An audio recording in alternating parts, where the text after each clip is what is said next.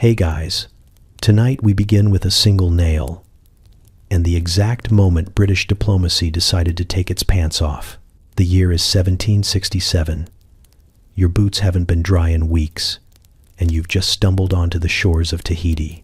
There's sunlight, music, and generosity so baffling that the average sailor doesn't know whether to feel grateful or guilty. Spoiler, they pick neither.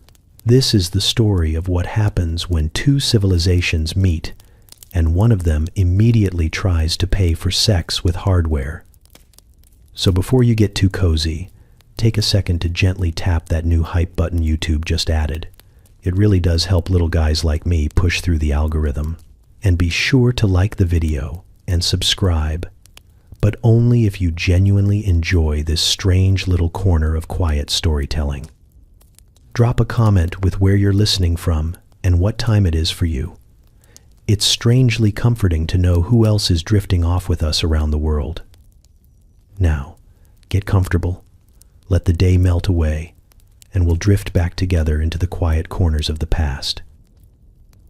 You've been at sea so long your bones feel pickled. Salt has replaced most of your personality. The sun has erased the last traces of what your mother once described as rosy complexion. Now you're several degrees past pink, somewhere between boiled ham and cannon-blasted parchment. You stand on the deck of the HMS Dolphin, clinging to the railing like it's the last honest thing left in the universe. And then, just ahead, land. Not jagged, not gray, not the kind of land that tries to bite you with cliffs and hostile wind. No, this land invites you. Tahiti appears like a lie someone told to sailors to keep them alive. Lush, green, spilling over black volcanic ridges, palm trees swaying in slow-motion choreography. The air already sweeter and less judgmental than anything you've breathed in months. Around you, the crew stirs like a hive of slightly concussed bees. Men who haven't smiled since Plymouth are now grinning like boys at a sweet shop window. The cook weeps quietly. No one mocks him. Everyone understands. The last fresh thing you ate had questions about its own species. You haven't seen a woman in 6 months. The deck smells like mildew, pipe smoke, and people giving up. The sails are slack with anticipation. Orders are barked, but nobody's really listening anymore. Your captain tries to maintain dignity, but he's blinking too fast. There's a tremble in the voice of every man pretending this is just another island. It isn't. You feel that. Even the ship seems to lean forward, creaking softly, like it, too, wants off this cursed ocean. As you approach, canoes begin to appear. Dozens of them, slim, elegant, carved with more care than your last family heirloom. They move across the water like thoughts. No sails, no thunder, just rhythm and grace. The Tahitians in them are sun-burnished, poised, and absolutely not surprised to see you. They paddle closer, standing tall in their boats, with the ease of people who have never fallen over, trying to put on trousers in a storm. You suddenly become aware that you're covered in rips, bruises, and some sort of mold that seems to have unionized along your collarbone. You try to wipe yourself clean. It makes it worse. One of the islanders smiles and waves. You panic and salute. The ship is anchored, but it feels more like it's been caught. Tahiti surrounds you with smells that don't come from salted meat or wet ropes. Things bloom here. Flowers, mostly. Possibly joy. Maybe consequences. You don't care. Your boots hit the sand with the energy of someone who would marry a tree if it offered shade. The heat isn't like the oppressive glare that burned you all the way from Tierra del Fuego. This heat feels considerate, like it wants to warm your joints, not destroy your will to exist. The crew disembarks in uneven rows. There is no formation. This is not conquest. This is stumbling toward salvation with bandaged ankles and high hopes. The Tahitians greet you, not with spears, but laughter, soft voices, melodic greetings in a language you don't know but immediately trust. Children dash barefoot across the sand. Women smile with open curiosity. Men gesture toward food, toward water, toward the shade under wide-leafed trees. You half expect them to vanish when you blink. They don't. They feed you. They hand you fruit that tastes like the idea of dessert. Bananas so rich, you wonder if you've been lied to your entire life. Coconut water poured straight from the shell into your salt-blistered hands. It's too much. The kindness is overwhelming. You were prepared for danger, for suspicion, maybe even for a spear through the leg. You weren't prepared for welcome. One of the younger sailors whispers that this must be heaven. He's quickly corrected. Heaven, he's reminded, does not include this many visible thighs. The captain tries to maintain ceremony. He asks for a translator. There is none. He begins gesturing wildly with his hat and a compass, sweating through his uniform as a Tahitian elder offers him a mango and some kind of herbal wrap that smells like relief. You are now watching your superior officer get out-negotiated by someone wearing a necklace of shells and not much else. You begin to realize something else. You are not in control of this exchange. You came here thinking you were the explorer, the discoverer, the civilizer. But you're not even in charge of your own shoes anymore. The island knows this. The people know this. And deep down, you know it too. You are the guest. You just haven't figured out what you'll be paying for dinner with. The first thing that hits you is the smell. Not your smell, though that's certainly trying its best to be noticed. No, it's their air thick with crushed blossoms, roasted fruit, and something clean and green that makes your nose twitch with suspicion. You're not used to the air being this cooperative. Back home, it smells like coal smoke and obligation. On the ship, it smells like a wet boot eating its own feelings. But here, the breeze smells like it was filtered through poetry, and unfortunately, you've brought a scent of your own. The crew disembarks in waves, every man attempting dignity while sweating through months of poor decisions. There's no hiding it. You all reek. The kind of stench that clings to your soul. It's a musk forged in the crucible of salted beef, damp wool, and absolutely zero self-respect. You could bottle it, sell it to an enemy, and win a war without firing a shot. The Tahitians smile anyway. They don't flinch, don't recoil, don't even blink at the human barnyard you've brought to their shores. The women greet you with calm curiosity. The men glance at your boots like they've never seen someone voluntarily dress for ankle imprisonment. No one comments. That, more than anything, tells you how far you are from home. You adjust your collar, which is less about modesty and more about hiding a neckline that has developed its own ecosystem. The air wraps around you like warm linen, and your body begins to betray you by relaxing. Muscles unclench. The ache behind your eyes lifts slightly. It feels like the island is trying to uncoil the British right out of you. Food appears without request. Platters of roasted yam, grilled fish, and breadfruit that smells like a pie dreaming of freedom. You take a bite and forget how to chew. Your tongue, raised in a strict Protestant household, doesn't know what to do with sweetness that isn't followed by punishment. A woman places a garland of flowers around your neck. You mutter something unintelligible in response. She laughs gently, not mockery, delight, like watching a child try to dance for the first time. Around you, the crew devolves into toddlers with facial hair, giddy, awkward, staring too long at everything. Men who would kill over a biscuit now sit cross-legged beside strangers, speaking in elaborate hand gestures and pointing enthusiastically at bananas.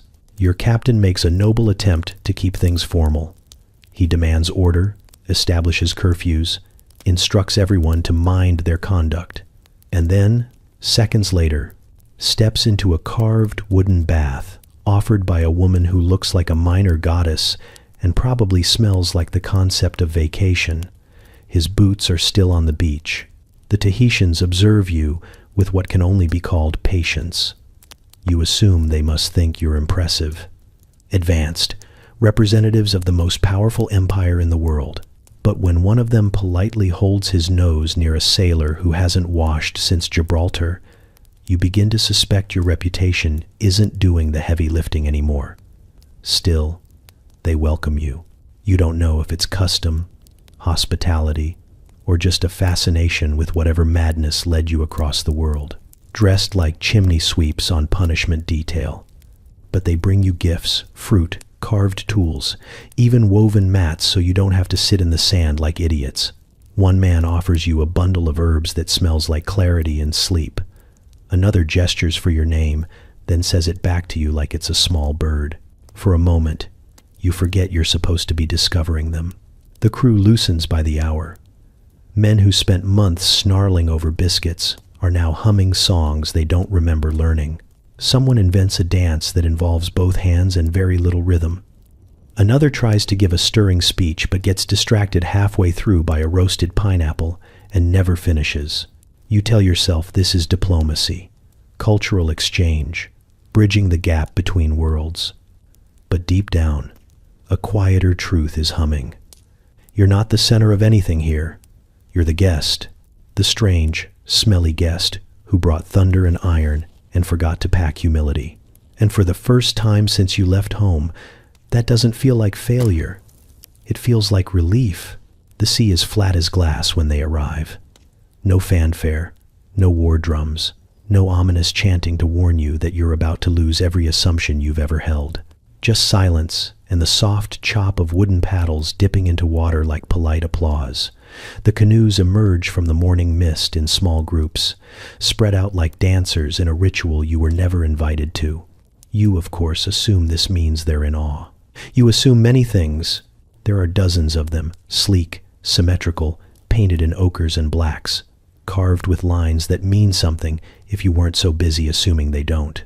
Each canoe holds 3 or 4 figures, upright and poised, moving with the kind of effortless balance you usually associate with cats or con artists. The men wear minimal cloth and maximal confidence.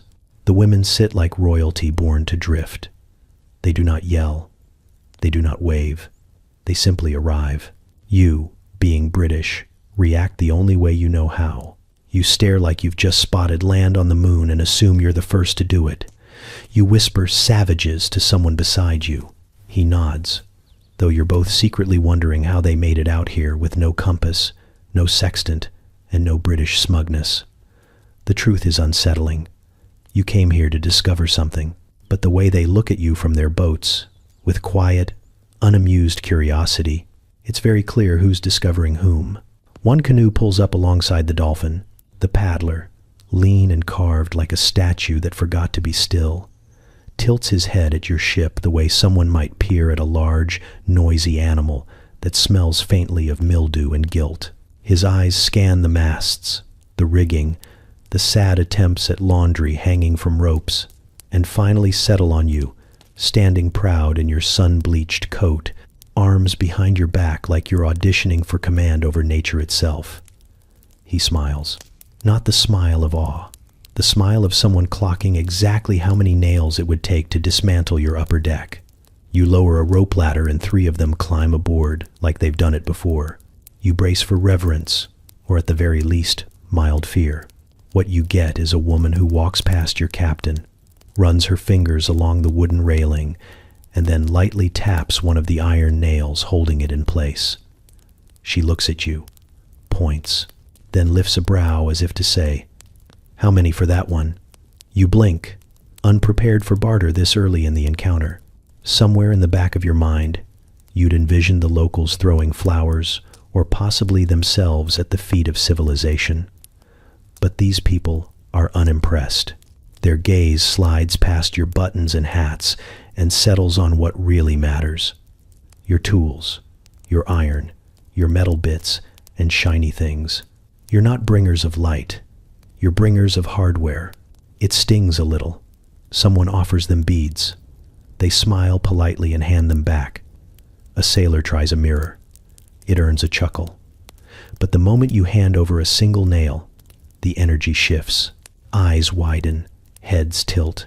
The man beside you mutters, "They like iron." You don't say anything, but you're already calculating how many spare fastenings the ship can survive without before it stops being afloat and starts being conceptually boat-shaped. Another canoe pulls up, then another. Your deck begins to fill with locals laughing, gesturing, trading words you don't understand but somehow feel. They move with the comfort of people used to being on the ocean, which is unsettling for a crew that still gets seasick in the galley. They touch everything not with greed, but with interest, like museum curators assessing whether your empire is worth the price of admission. Your captain attempts diplomacy. He tries Latin, then French, then something that might be English if you squint hard and ignore the panic. None of it lands, but a Tahitian man steps forward and begins speaking slowly, clearly, pausing, as if hoping one of you will evolve mid-sentence. You don't. So he sighs and gestures again to the nail in his hand. Trade begins in earnest. Shirt buttons disappear. Belt buckles vanish. Knives are gone before you can say, family heirloom. And always, the nails. You can feel the deck loosening under your boots, but no one stops. It's not theft. It's enthusiasm. A mutual agreement that your ship is less important than what it's made of. The sun climbs higher. The smell of fruit drifts over from one of the canoes, and someone passes up roasted breadfruit wrapped in leaves. A sailor accepts it and nearly proposes on the spot. You watch it all, this exchange of cultures, this handshake of worlds, and you feel strangely small. They came with nothing but canoes and confidence. You came with cannons and expectations, but it's their island, their rules, and their terms. And you're just another story they'll tell later, about the floating house that came from the horizon and fell apart, for love, curiosity, or maybe just for nails. You've barely finished handing over the third nail when someone takes off their clothes. It's not dramatic. No fanfare, no sultry glance. One moment she's standing there, palm outstretched for whatever trinket you're about to part with, and the next, she's slipping the woven cloth from her waist like it's just another kind of weather. The crew freezes mid-trade. Someone drops a tin cup. Another forgets how to blink. The captain goes very still, suddenly invested in a nearby tree. She's not the only one. Within minutes, a ripple moves through the Tahitian crowd, a collective shedding of fabric so casual it feels like you've wandered into someone else's dream. Laughter rings out. A boy leaps from a canoe and cannonballs into the water. A woman passes a garland to a sailor and adjusts nothing at all. The message is not flirtation, it's comfort, ease, a complete lack of shame wrapped in sunlight and sea spray. You, on the other hand, are constructed entirely of shame. You've brought enough for everyone. Layers of wool, linen, leather, and emotional repression cling to your body like punishment. You sweat inside your vest. You sweat inside your soul. You shift your feet and pretend to be studying the coastline, which is difficult when the coastline keeps handing you mangoes with one breast and a winning smile. No one speaks the same language, but somehow that makes things easier. No need for grammar or diplomacy. You gesture. They gesture back. You say something about trade routes. They offer you a carved shell and a hand on your arm. The exchange is rapid, unfiltered, and completely devoid of the usual British need for paperwork. You hand over a belt buckle.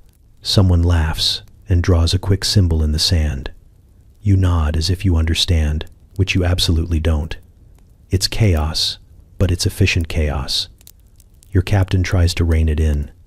He calls for order, demands everyone stay on mission. But the mission, whatever it was, has clearly evolved. You came to observe. You are being observed. You came to teach. You are being instructed in a language made entirely of eyebrows, laughter, and lightly suggestive fruit offerings. A sailor nearby is deep in negotiations using only a spoon, a freckled shoulder, and a well-timed hiccup. Someone else is bartering a boot for a kiss. That might be a greeting, or might be the start of a lifelong identity crisis. Another crewman sits wide-eyed, a flower tucked behind each ear, nodding solemnly as a group of women explain something using hand signs and occasional pokes to his chest. You try to remember protocol, something about cultural sensitivity perhaps. Mutual respect. You open your mouth to say something authoritative, but it gets lost in the sound of splashing and a sudden burst of singing from a canoe. Someone touches your sleeve.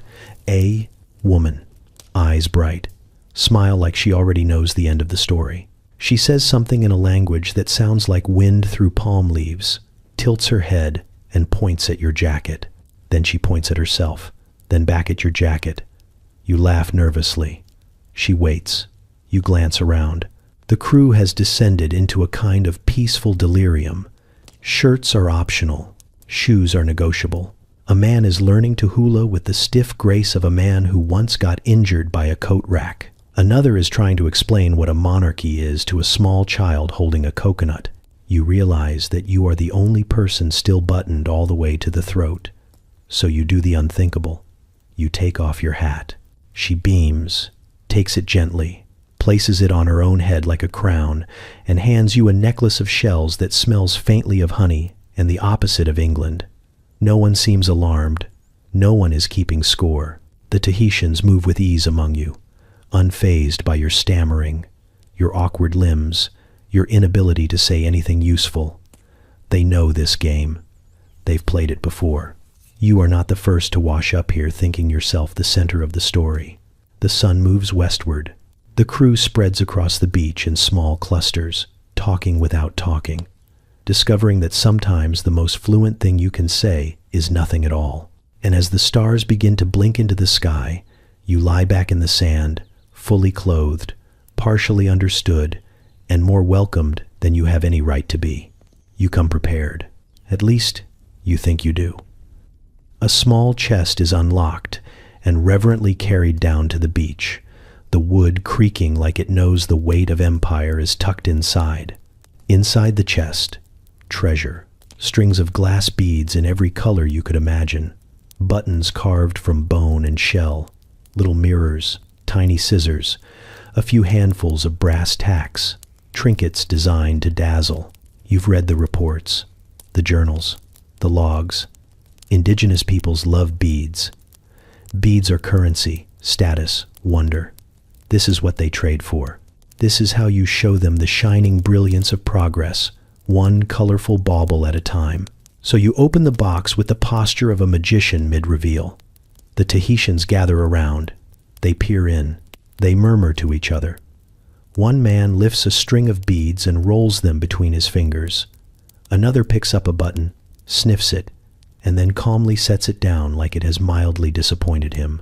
A woman turns a mirror toward the sun, squints, shrugs, and tosses it lightly back onto the pile. You smile, because this is the part where they're supposed to gasp, or trade coconuts for an armband, or offer you a carved idol in exchange for 3 blue beads and a button shaped like a duck. But no one does. They're too busy looking at something else. It starts with one of the younger sailors. He's traded a single iron nail for a small carved comb. You barely notice.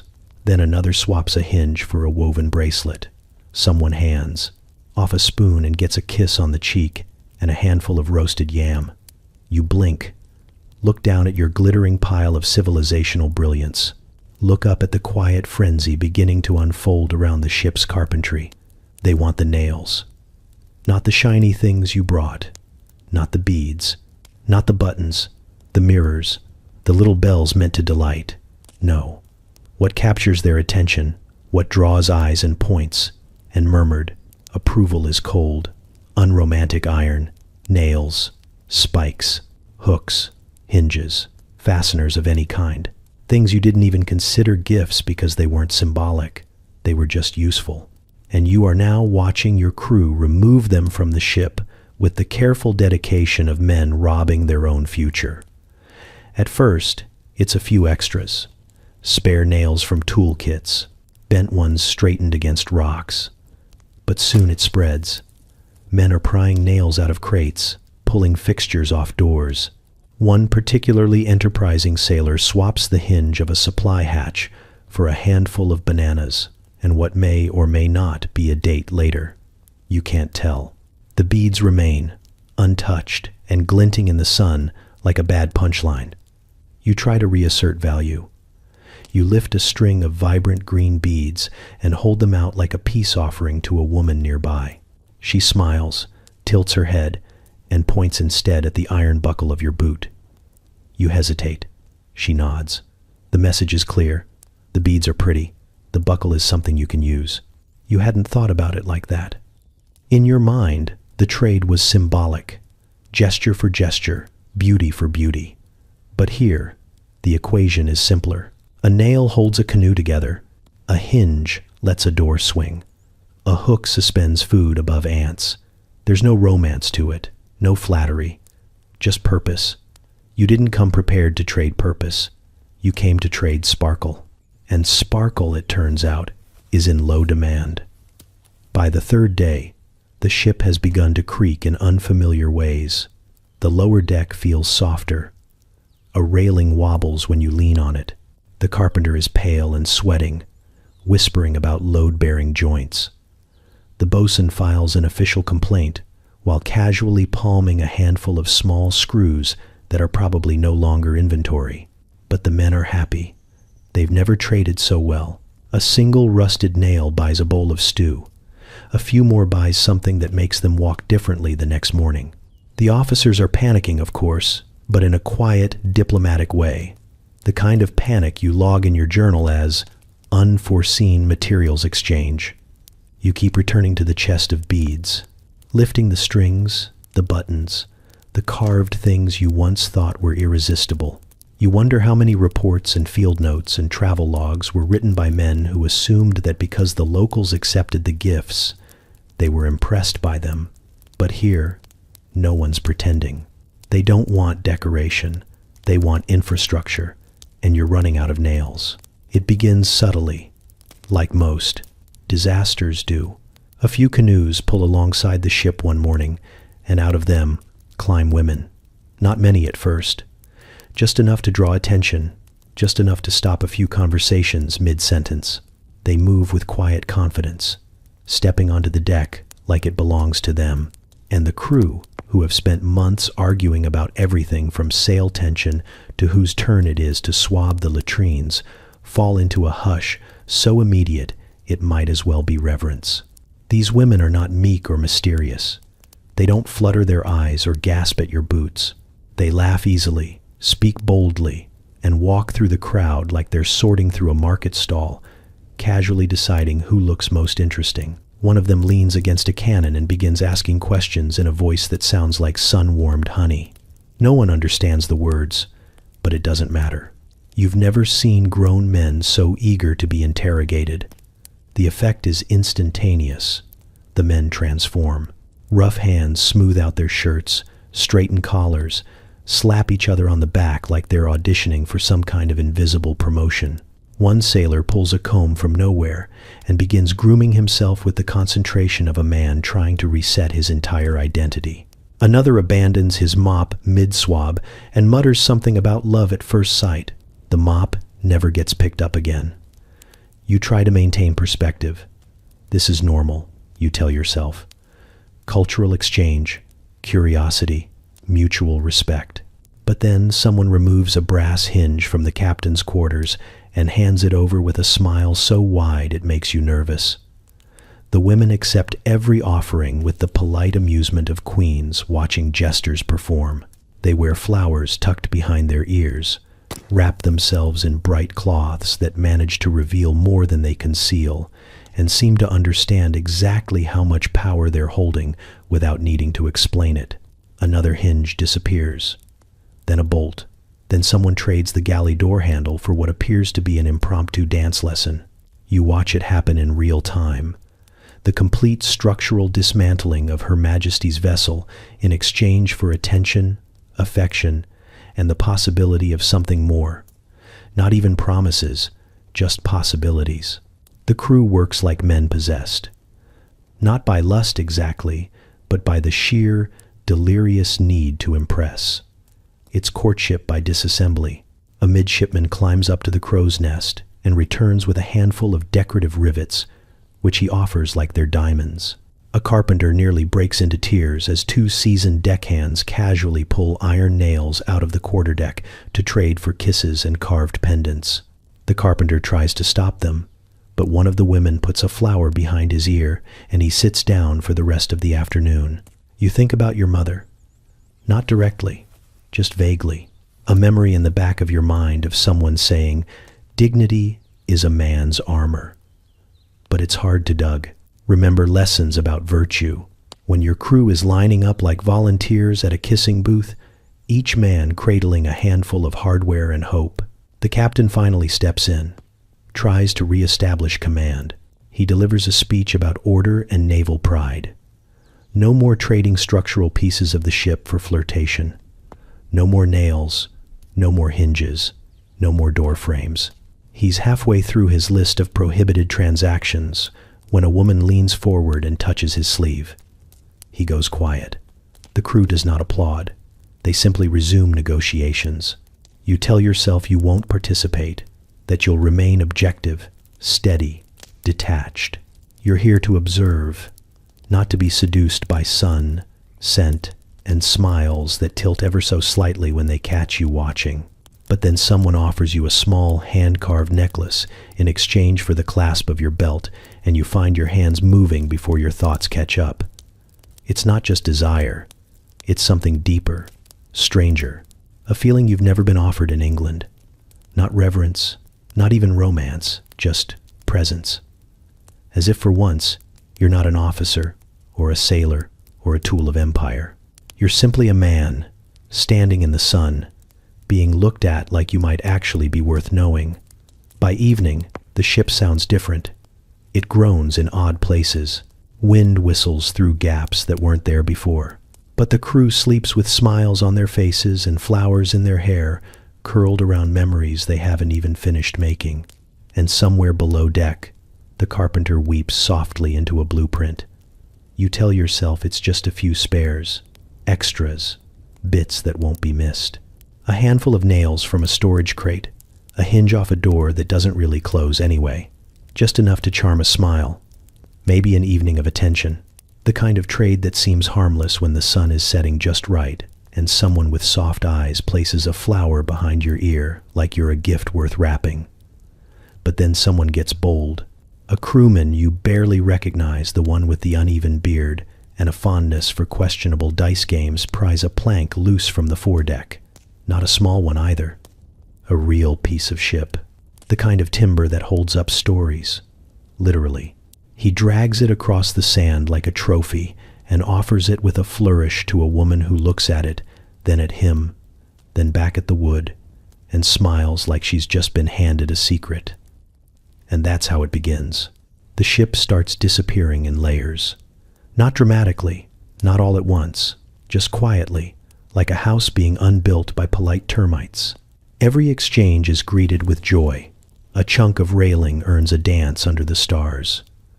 A porthole cover buys someone an afternoon nap in a hammock that smells like coconut and decisions that don't end in paperwork. You see it happening, and for a while, you say nothing, because it looks like happiness. Until you wake one morning and notice the sound, or rather, the lack of it. The creak of the hull, normally a constant background groan like an old man muttering in his sleep, is gone. The wind hums through gaps that didn't exist the night before. There's a certain openness. You walk the deck and realize half of it has been rearranged in the name of courtship. The carpenter has posted himself beside the mizzenmast, arms crossed, eyes twitching. He's stopped using words and now communicates entirely in long sighs and choked groans. A group of sailors pass him carrying what looks like part of the forecastle ladder. He doesn't stop them. He just watches, defeated, like a father realizing the family dog has joined a traveling circus. You catch glimpses of the trades, men walking off into the palm groves with parts of the helm tucked under one arm and a garland of flowers in the other, a young midshipman carrying a drawer full of copper bolts like an offering to a god he just met. Two sailors holding a beam between them, arguing over whether it's worth more than a night in the beach hut with the thatched roof and the woman who smells like roasted vanilla. The ship is still afloat, technically, but it's starting to resemble a memory more than a vessel. Doors don't shut. Barrels roll across the deck because the wedges that once kept them in place are now earrings. The cook has had to nail the stew pot directly to the floor, and even then, he's taken to sleeping beside it with a stick. You confront one of the traders, ask him what he's thinking. He grins at you like you've forgotten how to live. He tells you he traded a support beam for an afternoon of singing and mangoes so ripe they tasted like dreams. You point out that support beams support things. He shrugs, says she sang into his mouth, says the ship never sang. You want to be furious. You want to bark orders and reclaim the wood and reassert the dignity of the Royal Navy. But then someone tugs your sleeve and hands you a sliver of carved ivory in the shape of a bird.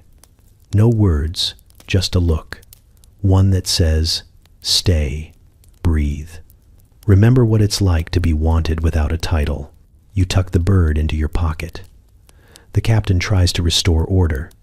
He speaks of duty, of mission, of the Queen's ship being slowly traded for fruit and fondling.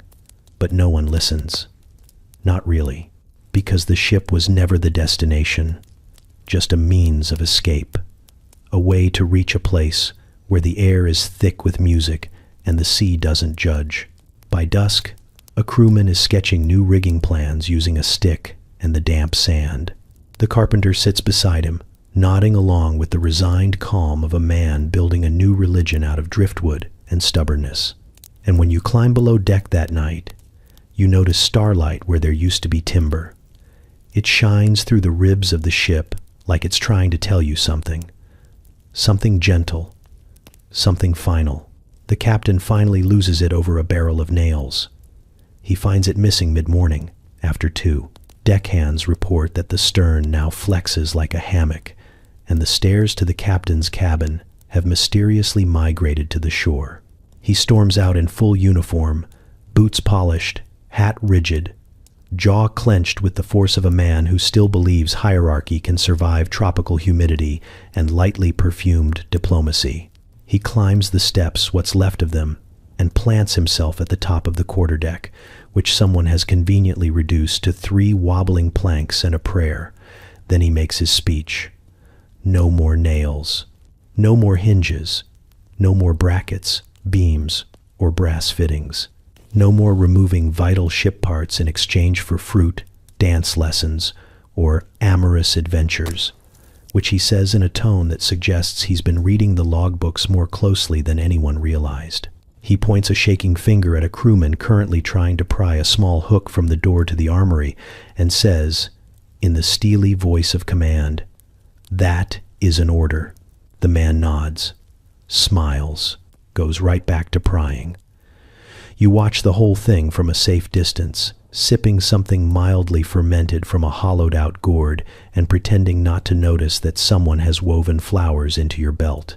The captain paces back and forth, muttering about honor, discipline, the Queen, and the visible sky shining through the deck above the midship bunks. He demands a tally of what's been traded. The first mate hands him a list so long it flutters in the wind like a wedding banner. He tries to crumple it, but the humidity turns it into a floppy scroll that refuses to wrinkle properly. Still, he persists. He summons the boatswain, the carpenter, even the cook, none of whom are much help. As one is asleep in a hammock traded for the ship's only crowbar, one is meditating beside a barrel of fish hooks. He's now calling his emergency currency, and the cook is in love and has stopped making soup in protest of the captain's tone. The crew listens patiently, or they look like they're listening. One man even salutes. Another makes a solemn vow to stop trading nails and immediately hands over his shoe buckle to a passing woman in exchange for a smile and a coconut pastry. The captain does not adjust well to being ignored. He attempts threats, docked pay, lashes, demotions. But it's hard to instill fear when half the crew is currently shirtless, slightly tanned, and draped in palm fronds, discussing local tattoo options with the serene joy of men who've remembered they have bodies. He tries reason, says the ship can't sail if it keeps falling apart like a drunken puppet theater. Someone counters that it can float just fine, and if not, the island's quite pleasant. Another offers to build him a new stern out of bamboo and good intentions. Eventually, he just starts pacing, barking orders into the wind, writing in his logbook with increasing violence, the quill scratching like it's seeking revenge. But the tide has turned. The crew has tasted freedom, or at least mangoes. They've fallen into a rhythm that doesn't involve bells, rations, or the lash. They rise with the sun, trade for what they want, sleep wherever they please, and answer mostly to the weather. Their uniforms are tattered but decorated. Their shoes are optional. Their loyalty has shifted to something less vertical. The chain of command has been gently disassembled and repurposed into fishing lures. At one point, the captain calls for a head count, and nobody moves. He yells for silence, and the birds outsing him. He commands a return to British values, and someone politely asks what those are. Exactly. By sundown, he's sitting alone on the remains of his command platform, surrounded by the ghost of a ship. He stares out at the horizon like it might offer him backup. It doesn't. It only offers stars. You walk past him on your way to share roasted breadfruit with someone who smells like salt and laughter.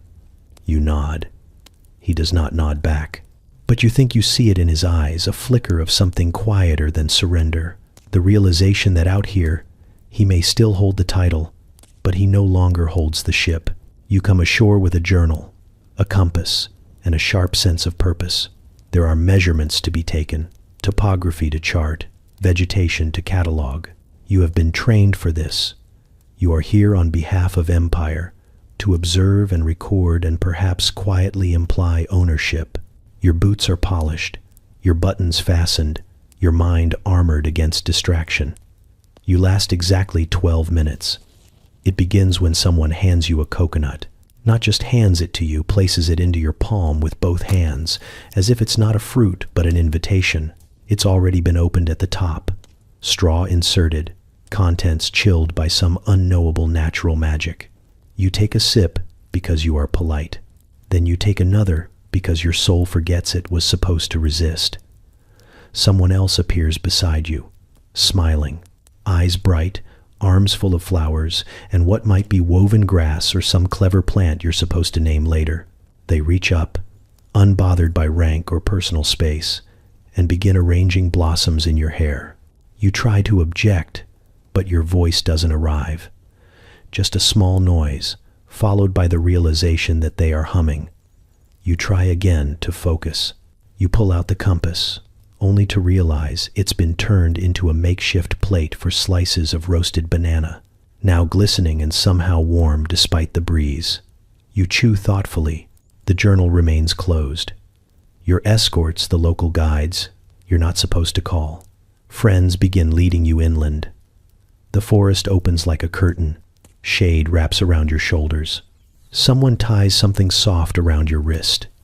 You have no idea what it is, but you thank them anyway.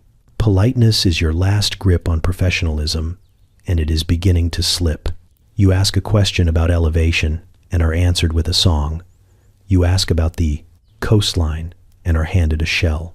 You're starting to suspect they understand your language perfectly and are simply choosing not to answer in it. Time dissolves. You're standing in a clearing, barefoot, because someone explained using only eyebrows that shoes are an insult to the earth here. Your socks are drying on a branch like discarded protocol.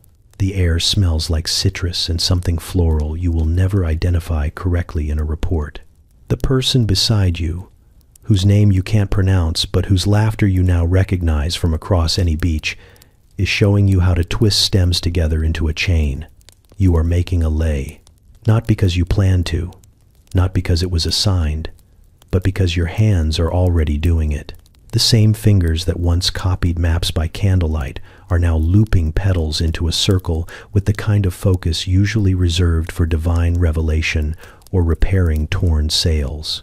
Your coat has been folded neatly and used as a seat cushion. Your hat is on someone else's head, and they're wearing it better. You're no longer certain where your compass is. The journal is definitely under a tree, being used as a cutting board for something juicy and suspiciously delicious. You laugh. Not the polite chuckle of an officer, but the kind that comes from deep in the chest, the kind that loosens things, your companion beams. They place the finished lei around your neck, adjust a flower tucked behind your ear, and say something that sounds like approval. You were supposed to be documenting trade routes. You are now debating whether or not to nap in a hammock made of bark fiber and promises. The thought crosses your mind just for a flicker that you might be in trouble. That back home, this would be frowned upon. That somewhere, someone would file this under dereliction, or cultural contamination, or worse, softness.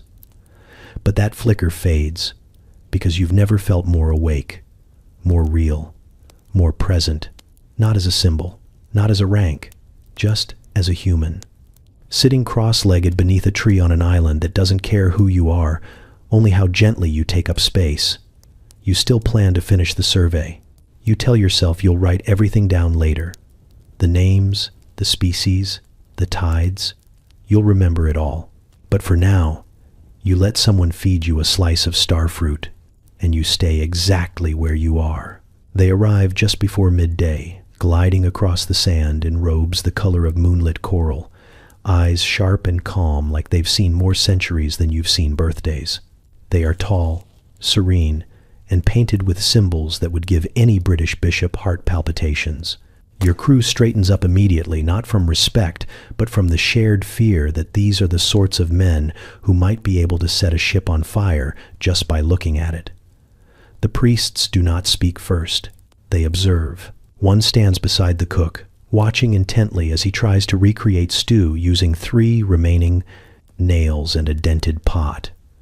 Another walks the deck barefoot, pausing to touch a railing that's been partially replaced with driftwood and optimism.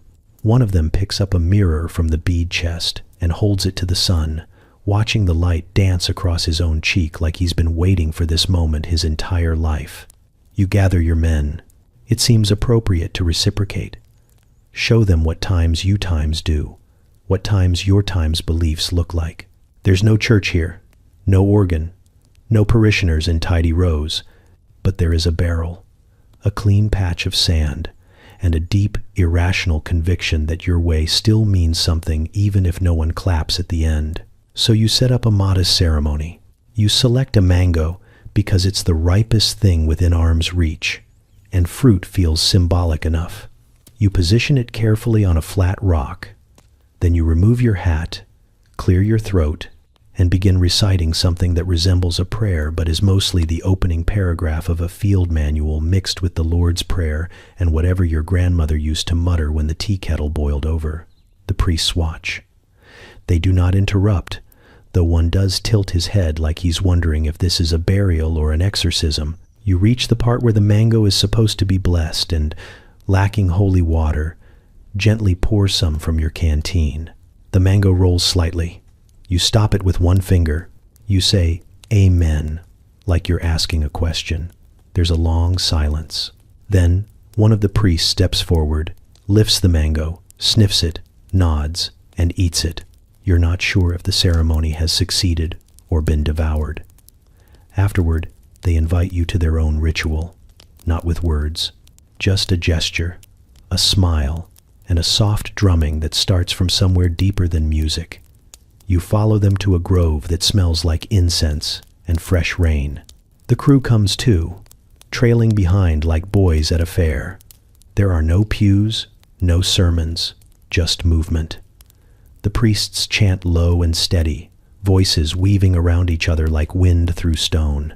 A woman steps forward, places something fragrant at your feet, and begins to dance not for you, but for the air, for the light, for whatever invisible thread they're all pulling from the earth. You try to understand. You watch closely.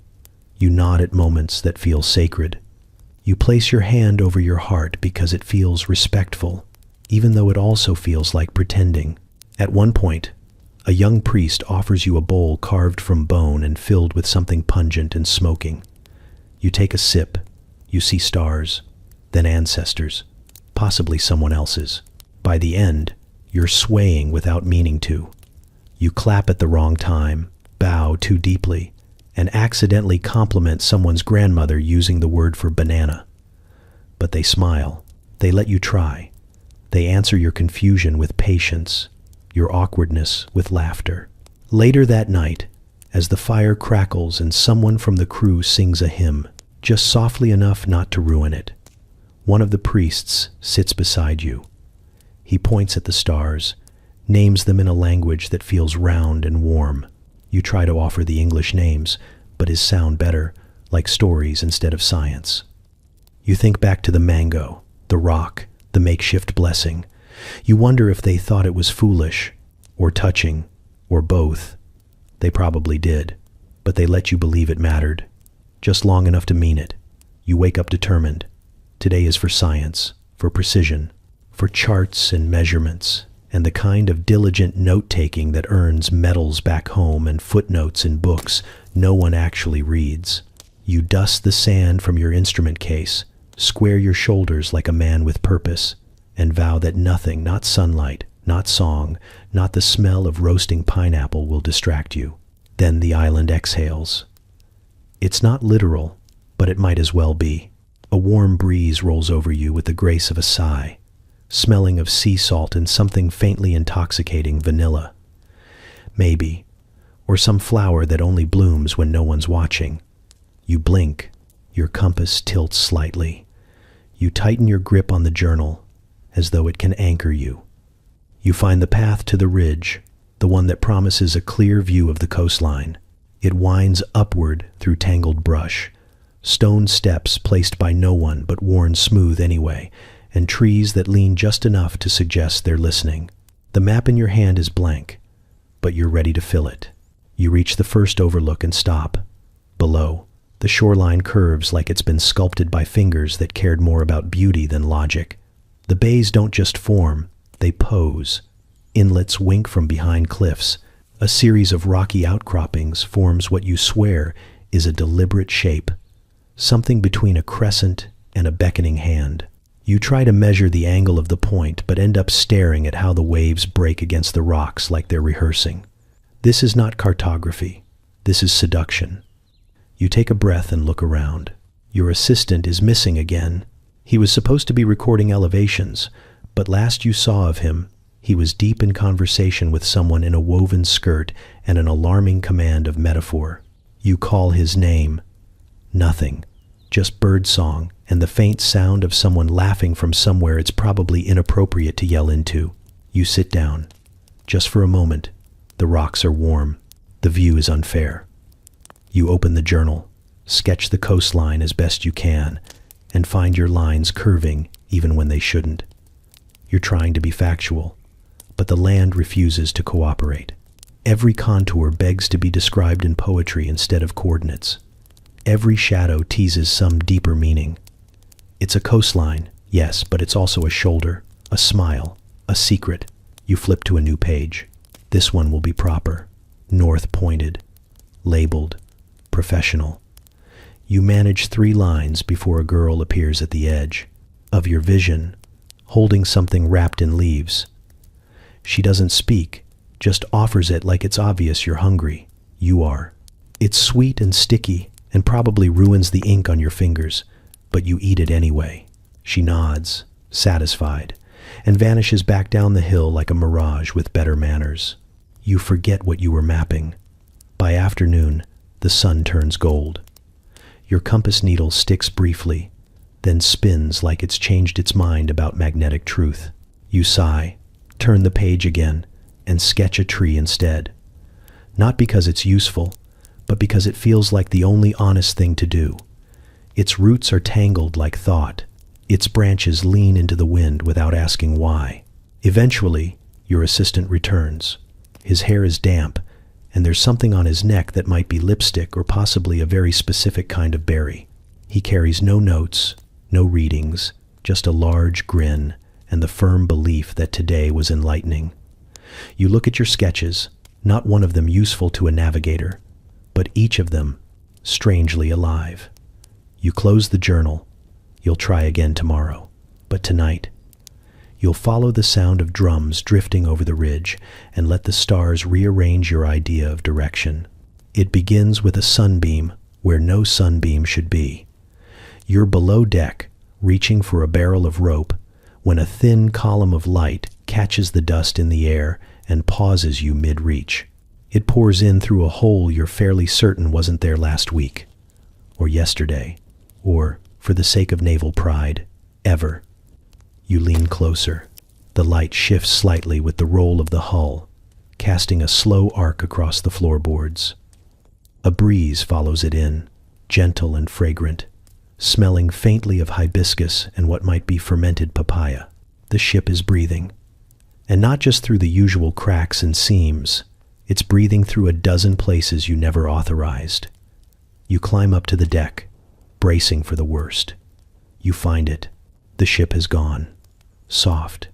Not in structure, though that's part of it. Soft in intention, in purpose.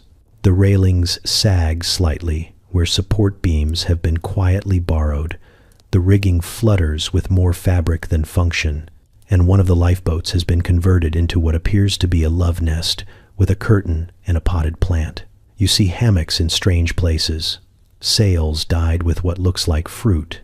Someone's painted a face on the cannon. A beam is missing near the stern, and in its place is a loosely arranged lattice of sticks and rope, which one sailor proudly refers to as open-air design.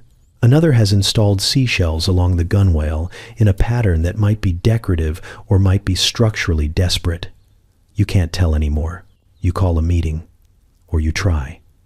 The crew is scattered, most of them off ship or lounging in the shade of what used to be parts of your quarterdeck. One man is sunbathing on a plank that definitely belonged to the helm housing. Another is weaving a mat out of ropes that should be securing cargo. They wave at you with casual ease, like you're a neighbor with mild concerns about hedge trimming. You return to the captain's cabin, or what's left of it. There's a fresh hole in the ceiling, right above the chart table. You stare at it for a while, then check the charts. They've been repurposed into decorative fans. A crewman shrugs when you ask, says it gets warm in the afternoons and the islanders showed them how to fold the edges just so. He offers you one. It has a smiling sun drawn in the corner. Back on deck, someone refers to the new structural gaps as natural skylighting, says it improves morale, says nothing boosts a sailor's spirit like a bit of starlight between their toes. You ask what happens when it rains. They shrug again, say that's what tarps are for. You check. The tarps have been traded for tattoos and stories. By sundown, the ship resembles a memory of itself. The bones are there, but everything else has shifted. You hear laughter from below, music drifting in from shore, and a soft thud where someone just fell through a loose board and didn't bother to get up. You run your hand along a patched plank, feeling where the original grain gives way to something foreign and improvised. It holds, barely, but it holds. You want to be angry. You try. But the air is sweet, and the sea is calm, and your boots are dusted with flower petals that shouldn't be on a military vessel. You look out over the rail and see two of your crew paddling back from shore, with more trade goods and less clothing. One waves. The other is holding what appears to be a chair leg from your mess hall. You sigh. You stare at the stars through the new hole in your roof. They're brighter tonight. Maybe it's the open air. Maybe it's that, somehow, you've forgotten what this was supposed to feel like. The ship breathes again. So do you. By the time you reach the northern inlet, they already know you. Children point at your boots and giggle. A woman offers you a fish carved from driftwood and laughs when you try to ask what it means. Somewhere behind you, a boy mimics the way your assistant walks back straight, jaw high, as if good posture can substitute for charisma. They've heard things, seen things, imagined even more. You're no longer explorers. You're characters in a story passed from village to village like a well-loved shell, polished smooth by repetition and the occasional embellishment. The British, they say, arrive in massive wooden beasts that fall apart if you smile at them. They bring buttons that serve no purpose, wear shoes indoors, and blush if you compliment their knees. They trade metal like it's treasure, wince at the sun, and somehow never catch fish, even when handed both a net and instructions. They're sweet, a little lost, and according to a very confident older woman who insists she sampled the evidence, surprisingly attentive once you remove their uniforms and their dignity. You try to hold your chin high. You try to walk like a man of charts and reason, a servant of empire. But it's hard to command authority when someone has woven flower petals into your hat without you noticing, and small children are taking turns pretending to be you by squinting at leaves through the wrong end of your telescope. You pull aside a translator, one of the few from your party who still bothers with diplomacy, and ask how bad it's gotten. She sighs, thinks for a moment, then tells you the latest rumor involves a British sailor who can't swim but offered 3 nails for a kiss and cried when he was offered 5 for free. You ask who it was. She just looks at you. The rumors aren't cruel. They're fond, mostly, but they're specific. Your crew's habits have been catalogued with frightening precision. They know who snores, who sings in their sleep, who can't handle fermented taro without needing to sit down for a very long time. There's a myth now born 2 villages over about a sailor who speaks to birds and another who tried to court a coconut tree. There's a small mural depicting the latter, painted in red clay on a hut wall. He's smiling in it. The tree is not. Worse still, you're being used as currency. The islanders have begun referencing you in negotiations. One of them gave me 5 nails for a kiss, says one girl, arms crossed, bargaining for a better fish hook. Mine gave me a hinge, replies another. Mine carved his initials into a coconut and told me it was poetry. You are, through no fault of your own, part of the local economy now. A walking standard of emotional inflation. You try to retreat into work. You insist on more mapping, more surveying, more logging of local flora. You assign your men to document wave patterns and soil content. You demand that all interactions be recorded in the ship's journal. But the journal keeps disappearing, and when you find it, it contains sketches of flowers and, once, a very flattering drawing of someone who may or may not be you, reclining under a banana leaf, with a smirk you're fairly certain you've never actually made. You consider a formal announcement, something stern, something clarifying. But before you can gather the crew, a man from the next village over arrives with a necklace made of fish bones and a message. Tell the red-faced one with the freckles he's invited back. Also, he left his shoe. It's not just gossip anymore. It's legacy. You sigh, adjust your collar, and try not to trip on the carved stick figure of yourself someone has thoughtfully planted in the sand. You're not sure if it's a warning or a tribute. Possibly both. You look out over the bay, where your ship, what's left of it, rests like a tired guest overstaying its welcome. The sun dips low. Another drumbeat rolls across the water.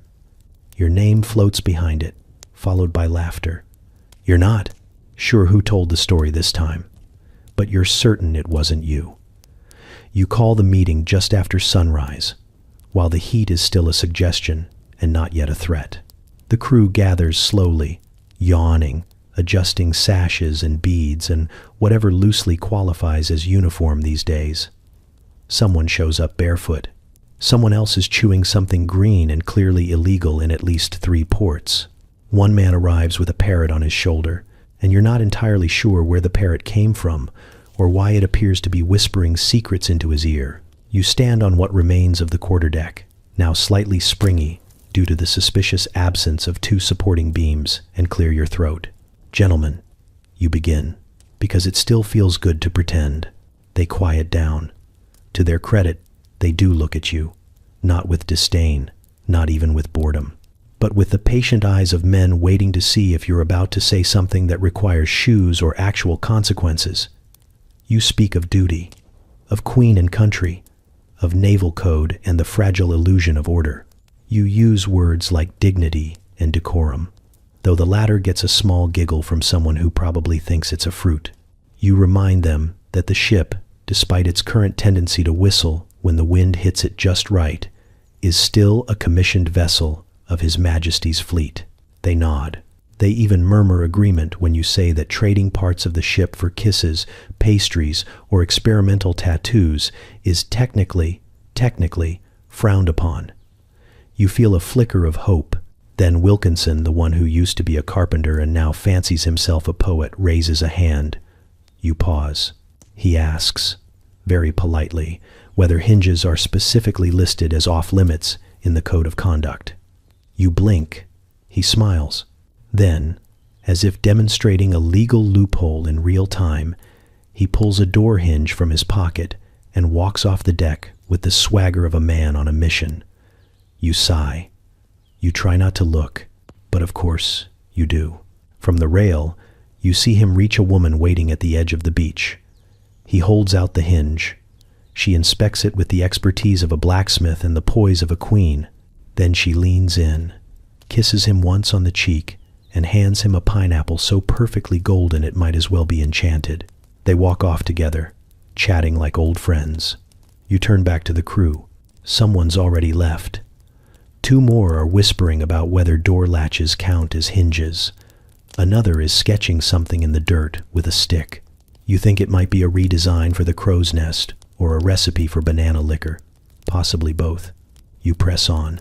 You remind them that the ship cannot leave if it keeps falling apart one flirtation at a time, that every nail, every bracket, every slat of wood removed from the hull is one more reason you'll be living here indefinitely. Someone cheers at that. You glare. They stop. You try one last tactic. Emotion. You speak. Not of orders, but of purpose. Of why you're here. The voyage. The maps. The legacy. The strange and delicate act of discovering something without breaking it. You tell them this was never meant to be about nails or pineapples or late-night drum circles that end with someone crying under a palm tree. It was about history. About being remembered. There's a pause, a longer one this time. You feel, briefly, that something might have landed. Then a hand shoots up. It's the cook. He asks if he can trade the galley door, says it's heavy, nearly new, and he's been promised a tattoo of a sea turtle that dances when he flexes. You don't answer. You just close your eyes. Later, the door is gone. So is the cook.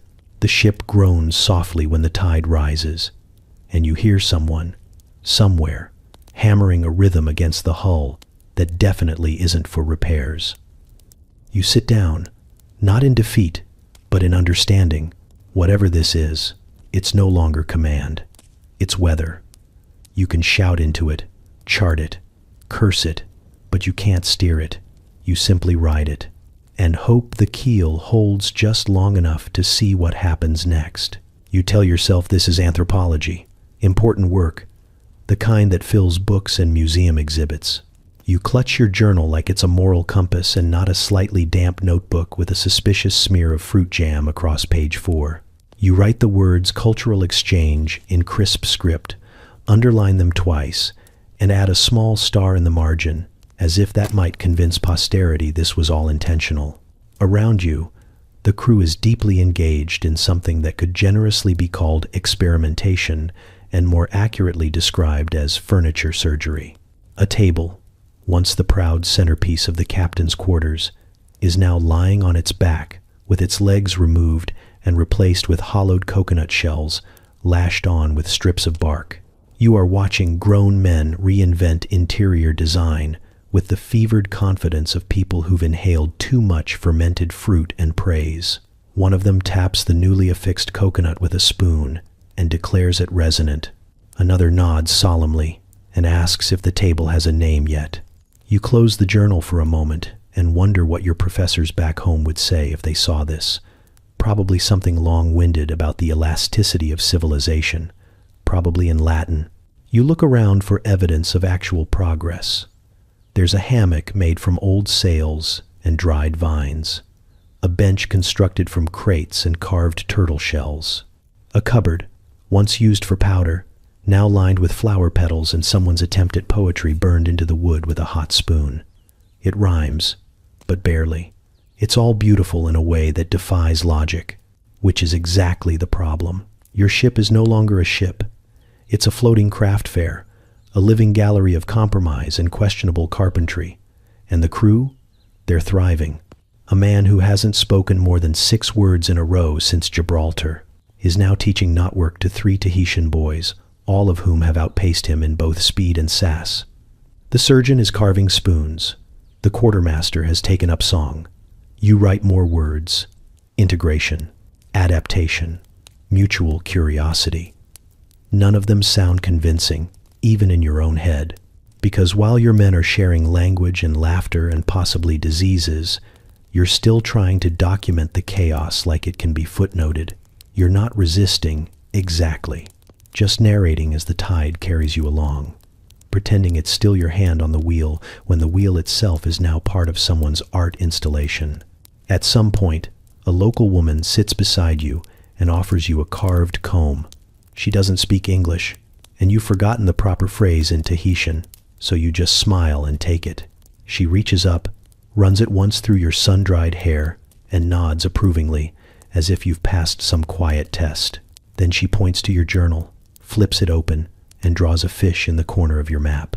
You don't stop her, because at this point, what is a map but a suggestion? What is a coastline but a conversation between land and water, redrawn with every tide? You start to say something clever, but she's already gone, the comb left in your lap like a punchline. Later, you walk the deck, if you can still call it that. Someone has woven flowers through the railing. The mast is painted with a swirling pattern of blues and reds that weren't there yesterday. A dog you do not own is sleeping beside the helm. You write again. This time, we came to observe, but we're being rewritten. You consider underlining it. You don't. Because by now, the ink is running, and you're not sure who the author is anymore. You're told it's an honor, a formal welcome, the kind of ceremony meant to stitch bonds between cultures with food and music and unspoken evaluations. You dress as best you can, which, at this point, means a cleanish shirt, a belt not currently holding up part of the main mast, and the last button you haven't accidentally traded away. The chief sits beneath a carved wooden canopy, draped in fabrics that ripple like water and edged with shells that shimmer without needing polish. His presence is both casual and immense, like someone who could rearrange your future with a shrug but prefers to watch you flounder first. He gestures for you to sit beside him on woven mats, and you do so with all the grace of someone who hasn't sat cross-legged since boyhood. A servant places roasted pig before you, its skin glistening with something sweet and vaguely intimidating. Bananas follow, peeled and stacked in precise spirals. There's a drink too cold, sharp, slightly fizzy, possibly forbidden by at least 2 naval regulations. You nod politely and try not to visibly calculate how long it's been since you had anything this fresh that didn't come with maggots. He watches you eat. Not cruelly, not with suspicion, more like someone observing a slightly off-tempo musician still playing the right notes, just in the wrong rhythm. He speaks slowly, thoughtfully. Your translator shifts beside you, face tightening every few words, before leaning in with a smile that barely hides concern. He says the food is a gift, she says, and that your presence brings laughter, confusion, and fresh plumbing. You pause. He means the nails, she adds. Your crew has given so many, they've built an entire bathing platform. He says it's very stable. You chew slower, the chief continues. His tone is light, amused, but his eyes flick down toward the beach, where your ship rests like a sunburned guest, too proud to admit it's overstayed its welcome. You follow his gaze. The sails are drying on the sand. 2 locals are using your cannon as a towel rack. A child is playing on what used to be the gangway, now transformed into a slide with coconut oil and very little safety. The translator clears her throat again. He says, your ship is very beautiful, and that it's generous. He asks if it has always been this generous, or if this is seasonal behavior. You look back at the chief. He raises a cup in your direction, smiling like he's just told a joke and is waiting to see if you understand the punchline. You raise your own cup in return, because that's easier than explaining that no, This is not a seasonal behavior. This is what happens when discipline dissolves into opportunity and sailors begin measuring value in embraces and fruit. He speaks again, longer this time. The translator listens closely, then translates with some hesitation. He says that, if you choose to remain, he will assign your men to different families. Your ship has already given so much. It is, he says, part of the island now. You set your cup down slowly. You ask her to repeat it. She does. Part of the island now. You glance at the coastline again. The hull, patched with local wood. The rigging, retied with island knots. The railings, painted with patterns you've never seen in any admiral's log. It isn't a metaphor. It's geography. You thank the chief. You smile. You chew the banana with the exaggerated appreciation of someone trying to stall for time. He doesn't press you. He's polite after all. But he knows, the way old trees know storms are coming long before the clouds arrive. Later, as the ceremony winds down and the sun dips behind the trees, you sit beside your ship and try to imagine it sailing again. Try to imagine pulling it free of the roots it's grown in the sand, the lives that have twined through its planks, the laughter that echoes from its repurposed deck. You imagine it, and it feels like theft. You run your fingers along the hull and find a new carving spirals within spirals, the symbol for belonging, and for the first time, you wonder what exactly it is you're still captain of. It starts with a tooth. A sailor from another village arrives with cheeks puffed like a toad and a jaw clenched tighter than your ship's dwindling rations. The surgeon, your surgeon, the same man who once panicked over a splinter in his own thumb, asks him to sit on an overturned crate and calmly extracts a molar the size of a marble using a pair of tongs and what looks suspiciously like a fork. The crowd winces. The patient screams once, then smiles, broadly, bloodily. He gives the surgeon a woven sash and 3 baked yams, bows deeply, and walks away humming. You assume this is a one-time event. It is not. By the next day, a line has formed.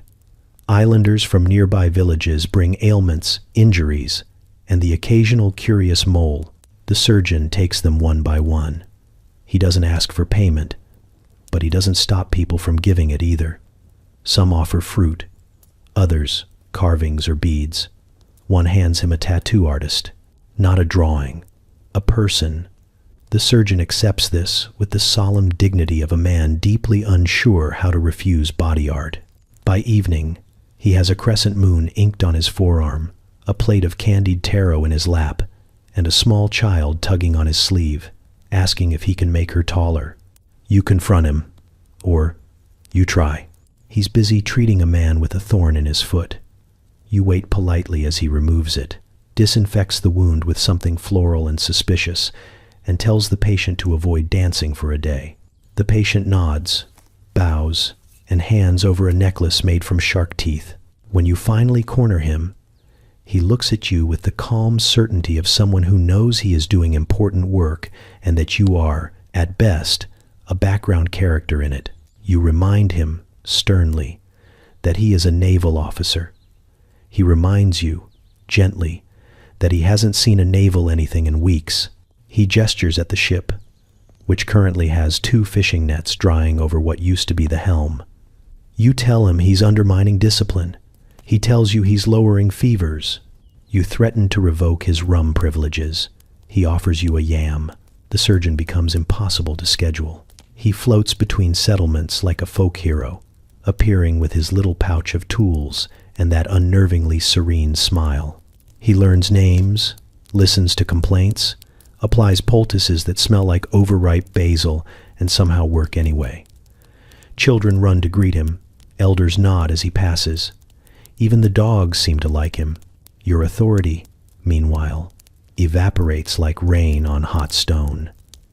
You give orders that echo hollow through empty decks. Your journals pile up with notes that no one will read.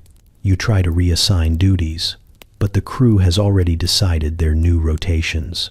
Fishing, flirting, and occasionally building shrines to a functioning gastrointestinal system. One morning, you wake to find a group of villagers clustered around the surgeon, painting his likeness on a smooth piece of driftwood. He stands still for it, one hand resting on a satchel, the other holding a mango like a scepter. They paint him taller, glowing, even.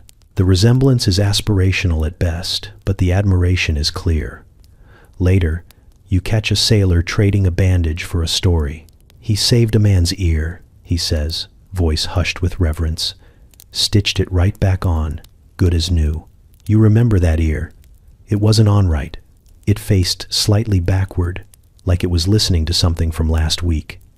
But the myth is louder than the truth now. By week's end, the surgeon has a hut of his own. It has flowers at the entrance, a waiting area shaded by palm leaves, and a wind chime made from discarded spoons. Someone carved "House of Healing" above the door. The letters aren't straight, but the message is, you stand outside it one night, watching the line form again. The surgeon emerges, waves at you, offers you a seat. You decline. You are no longer the heart of the expedition. You're its historian, and the surgeon, damn him, is the headline. You begin the day with resolve, not the kind born from moral clarity or divine inspiration, but the exhausted sort that creeps in after watching another of your men exchange an entire navigational chart for a coconut bra and a knowing smile. You've had enough. The chaos, the collapse of naval hierarchy, the suspicious squeaking sounds echoing from the aft cabin at all hours. It's time, you decide, to reclaim the mission. Science, discovery, the noble pursuit of knowledge. You select a journal, the good one, not the one with pineapple stains and a smeared doodle of what might be a mermaid or a very sad fish. You choose your best quill, inspect your ink, and march into the forest with the upright gait of a man who is absolutely not going to get distracted. The island, of course, does not care. It greets you with warmth and smell and noise. Petals fall from trees like confetti. Insects hum in harmonies. Birds flash through the canopy like living sparks. You breathe it all in and press forward, purposeful, focused, chaste. You find a grove of strange ferns with leaves that curl when touched. Fascinating. You sit beneath a tree, arrange your supplies, and begin to sketch. The lines come slowly at first, your hands stiff from disuse and emotional constipation. But soon the rhythm returns.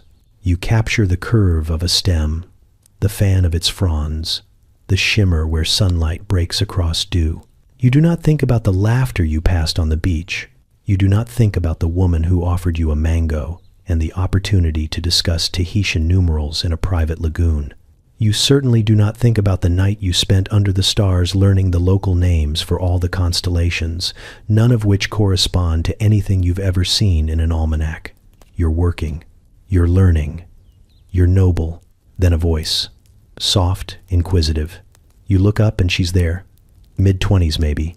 Eyes too large. Smile too calm. A woven crown of something fragrant resting on her head like she was born with it. She says something in her language, gestures to your sketch, tilts her head in interest. You respond with what you hope is the word for fern and not snake. She laughs, not unkindly. She sits, not across from you, beside you, close enough to smell of hibiscus and salt. You shift slightly. She doesn't. You go back to drawing. She watches. You explain what you're doing in slow, clumsy syllables, miming leaf structure and root systems. She nods, mimics you, touches the stem with deliberate curiosity. You draw faster, encouraged by the shared moment of scientific wonder. She leans in to see the page. Her thigh touches yours. It's fine. You adjust the journal. She points to your sketch, then to the actual plant, then says something with a rise in pitch that you think is a question. You nod. She nods. You begin labeling the parts. You reach for your ink bottle. It rolls slightly. She steadies it. With her legs still pressed to yours, she offers her lap. You hesitate. She pats it once. You place the journal on her thigh, like it's a desk made of curiosity and social risk. She grins. You start drawing again. The surface is surprisingly stable. Her skin is warm. The ferns are still interesting, technically, but the line work gets sloppy around the edges. She hums a song under her breath, something rhythmic and soft, and definitely not helpful to your concentration. You try labeling the species. Your pen drags slightly, catching on a goosebump that wasn't there a moment ago. You stop. She turns her head toward you, eyes laughing. You are no longer doing science. You are participating in a very different form of observation. You do not close the journal. That would be admitting something.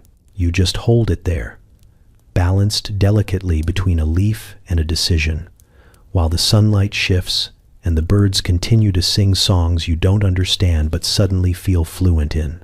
You had tried celibacy for science. But science apparently had other plans. He arrives in the early afternoon, sunburnt, cross, and coated in a layer of moral certainty thick enough to stop a bullet. You hear him before you see him, something about damnation, the fall of man, and fornication occurring within sight of a cannon. His voice is ragged, pitched high by either conviction or heat stroke, and he parts the underbrush like an angry prophet in borrowed shoes. You rise from your spot beneath a tree, where you'd been cataloging an unusually large species of beetle and attempting to ignore the hammock squeaking rhythmically somewhere behind the surgeon's hut. The man stumbles into the clearing, eyes wide, mouth agape. He freezes like someone has slapped him with theology. Before him lies your encampment, shirts tied into makeshift sunshades, boots drying beside coconut shells, a sailor painting flowers onto what used to be a rudder. Nearby, 3 Tahitian women are teaching 2 crewmen how to dance using gestures that suggest both agriculture and something distinctly less. Agrarian. The missionary gapes. His mouth opens, then closes, then opens again, like his soul is trying to load a new set of commandments. You extend a hand. He doesn't take it. I've walked for 2 days, he announces, chest heaving, and what I find is a hive of idleness and lust. You nod politely. Offer water. He refuses. You offer wine. He snatches it like a man trying to prove a point. 1 sip, then another. He wipes his mouth on his sleeve and launches into a sermon with all the subtlety of a hurricane made entirely of guilt. He paces, gestures, cites scripture, mentions Sodom twice. You try to listen, but it's difficult to concentrate when he keeps gesturing to a pair of sailors learning to weave baskets with their shirts off and an air of deep focus. You explain, gently, that the men are relaxed, that morale is high, that cultural exchange is underway in more directions than anyone anticipated. He stares. Someone hands him breadfruit. He accepts it instinctively, like the hand of God might be hiding inside. He bites it. The speech stumbles. This isn't about food, he mutters, but the sentence is already crumbling in the face of roasted starch and natural sugars. He eats again, slower this time, thoughtfully. You suggest he sit. He does. The dance lesson continues in the background. A flute begins playing from somewhere nearby. The missionary blinks like he's just remembered he has skin. His foot taps once, then again. A local elder arrives and sits beside him. They don't share a language, but they share a mango. He laughs at something he doesn't understand. She pats his hand anyway. By sunset, he's still in the same spot. His sermon now a quiet conversation about farming techniques and the structural soundness of the hut someone is building from driftwood and good intentions. You pass by with a journal under your arm and an expression you hope says welcome and not told you so. He waves. Not a big wave. Not yet, but a wave. The next morning, you find him wrapped in a sarong that was, until recently, a spare sail. He's seated beneath a tree, carving something into the bark with the end of a spoon. He greets you with a nod and asks, casually, if the breadfruit is always this tender. You ask if he'll be heading back soon. He looks out toward the water, where your ship floats like a distant memory, patched and peaceful. He chews on the answer for a moment, then shakes his head. "Not just yet," he says, then asks if there's any more of that mango wine. It starts like most bad decisions, quietly, and with the kind of confidence only half-drunk men with sunburned thighs and deeply flawed ideas can muster. The cannon sits near the edge of camp, a squat iron relic hauled ashore weeks ago to serve as a vague symbol of authority. No one's fired it since arrival, though it has been used to dry fish, prop up laundry, and once as an anchor point for a limbo competition that ended in 2 sprained ankles and 1 lasting friendship. Tonight, it's a different story.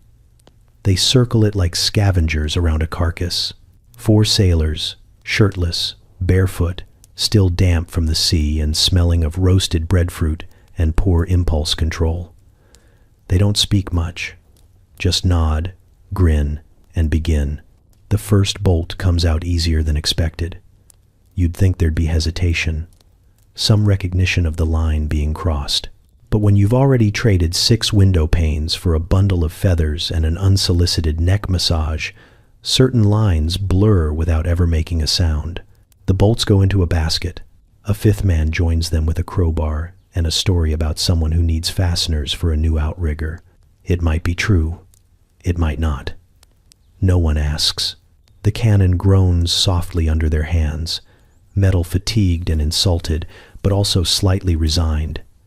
They work steadily, rhythmically, in the golden hush before dawn, when even bad ideas can feel ordained. By morning, it's done. The cannon is still there, technically, but it's less a weapon now and more a suggestion, a hollow tube with aspirations. It lists slightly, like it knows something is missing but can't quite articulate the betrayal. You wake to birdsong and the sound of someone trying to hammer with a seashell. The ship, what's left of it, rests in the shallows.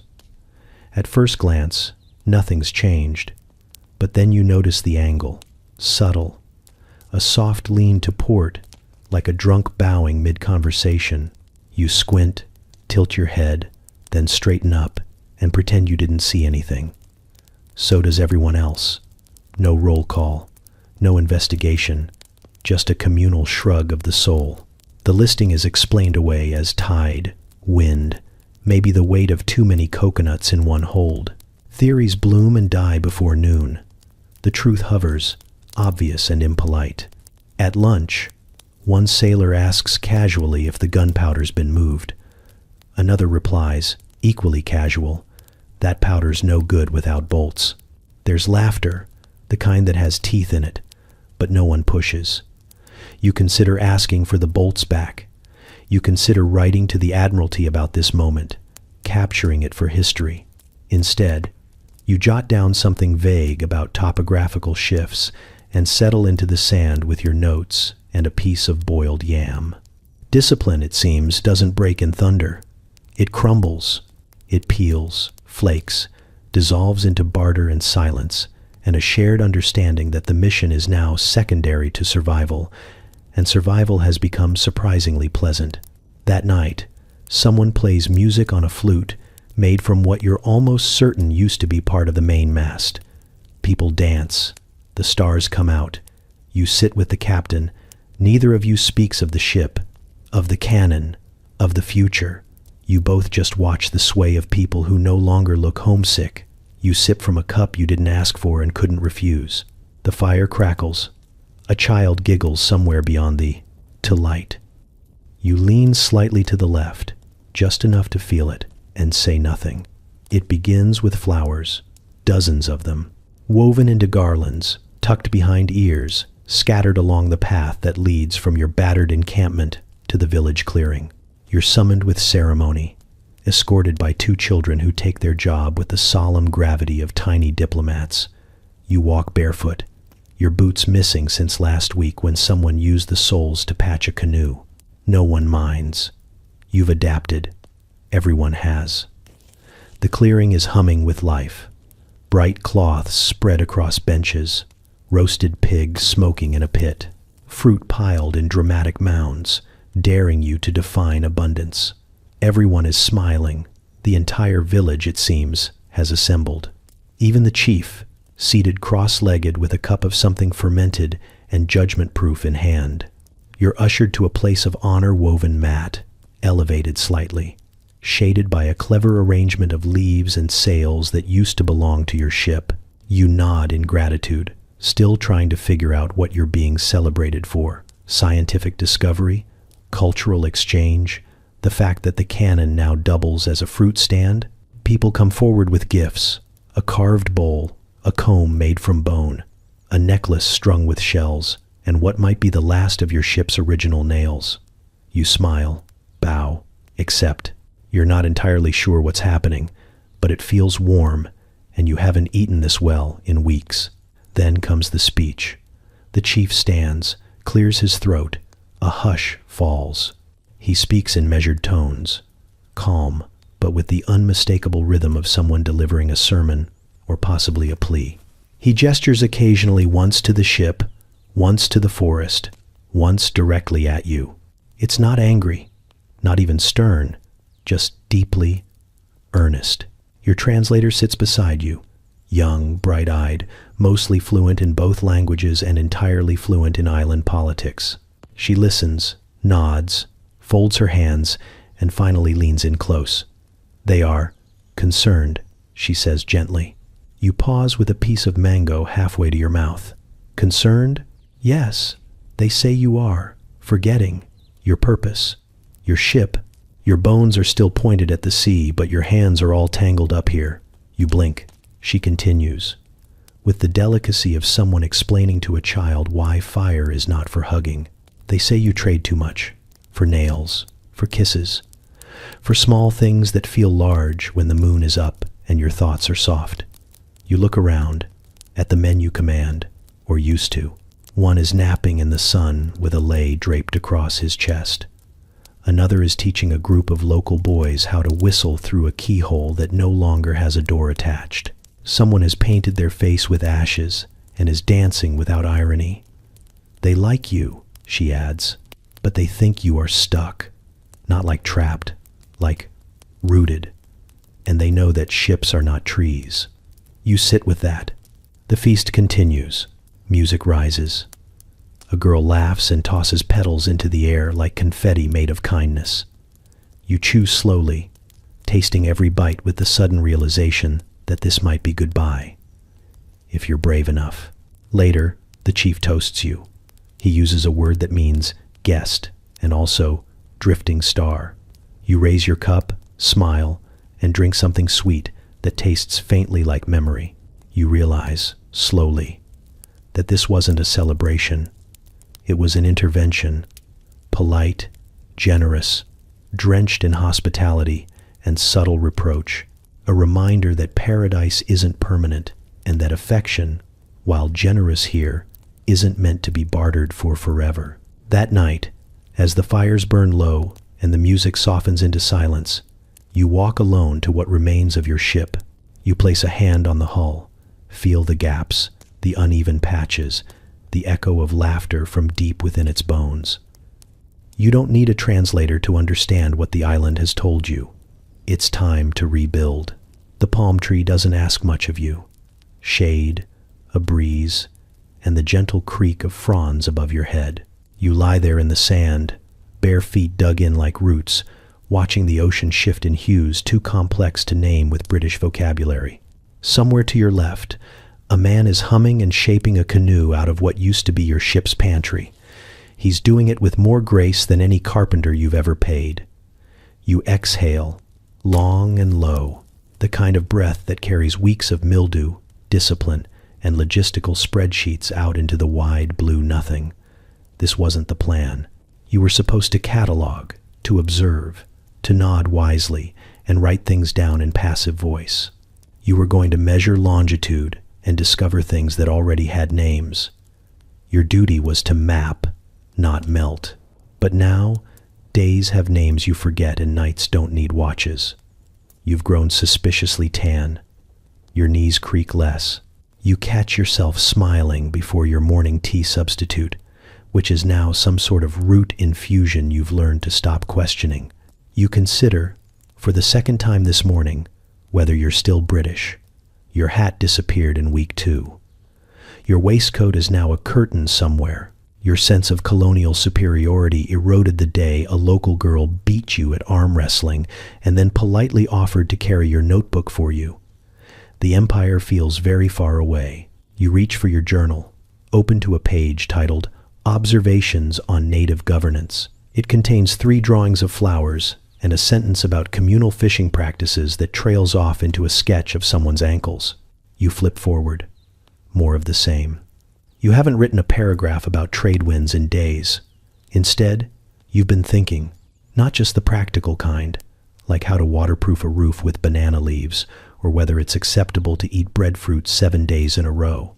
Bigger things, slippery things, what it means to belong to a place, whether conquest is just a story you tell yourself to keep from admitting you're lost.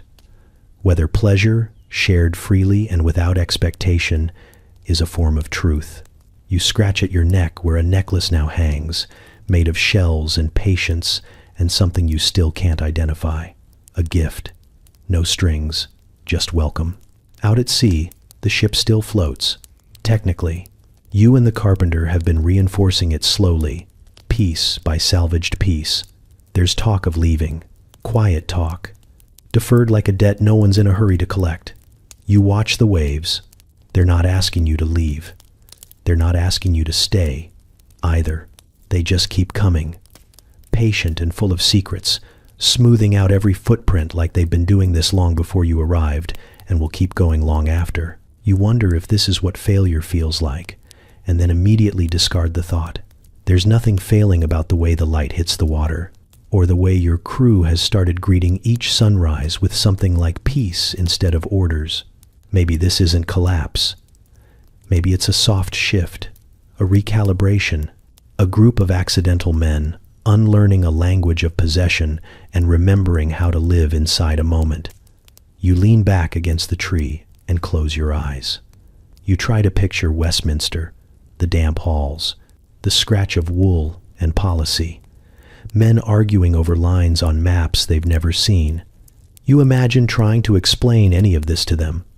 The flowers, the laughter, the fact that you know 6 different words now for tide and none for colonize.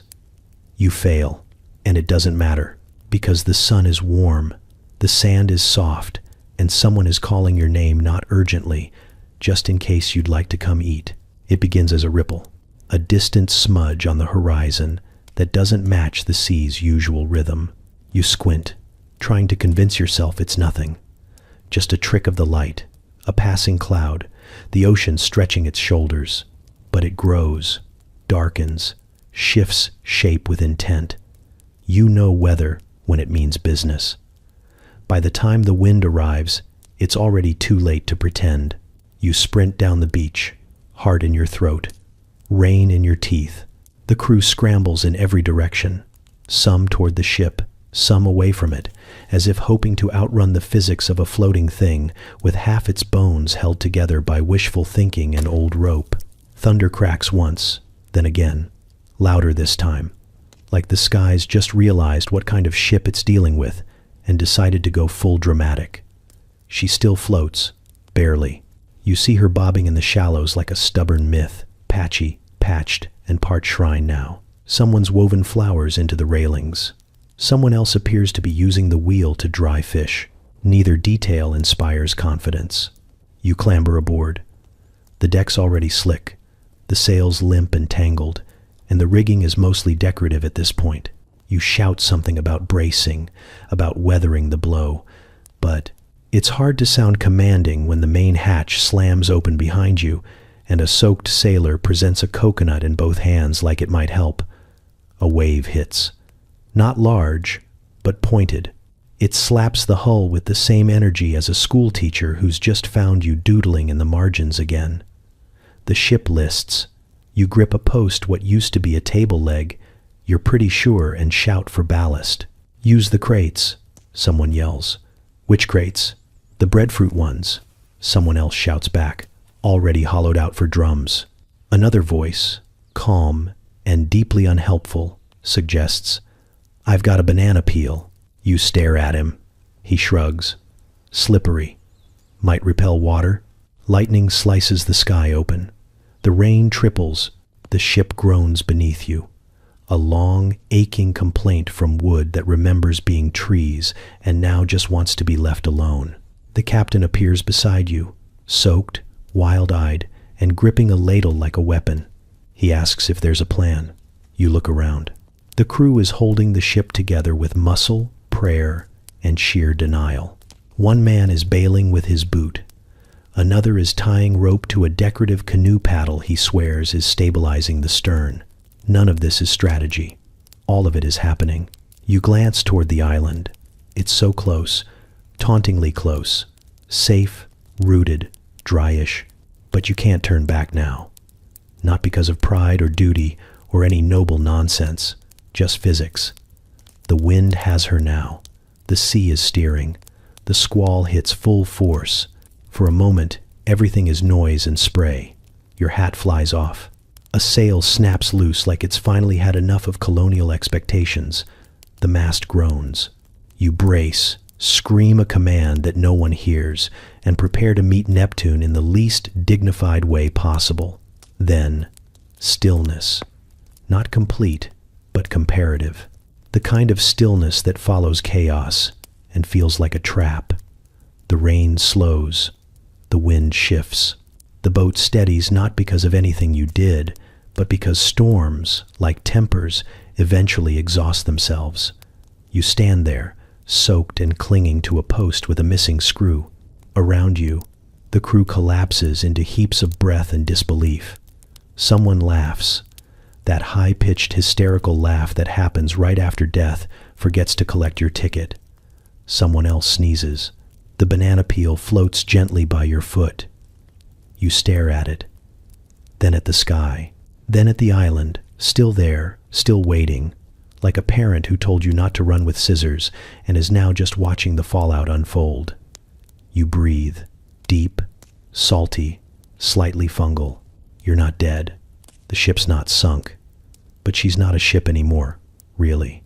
She's a very determined raft with dreams of her former self. You pat the rail. She creaks back.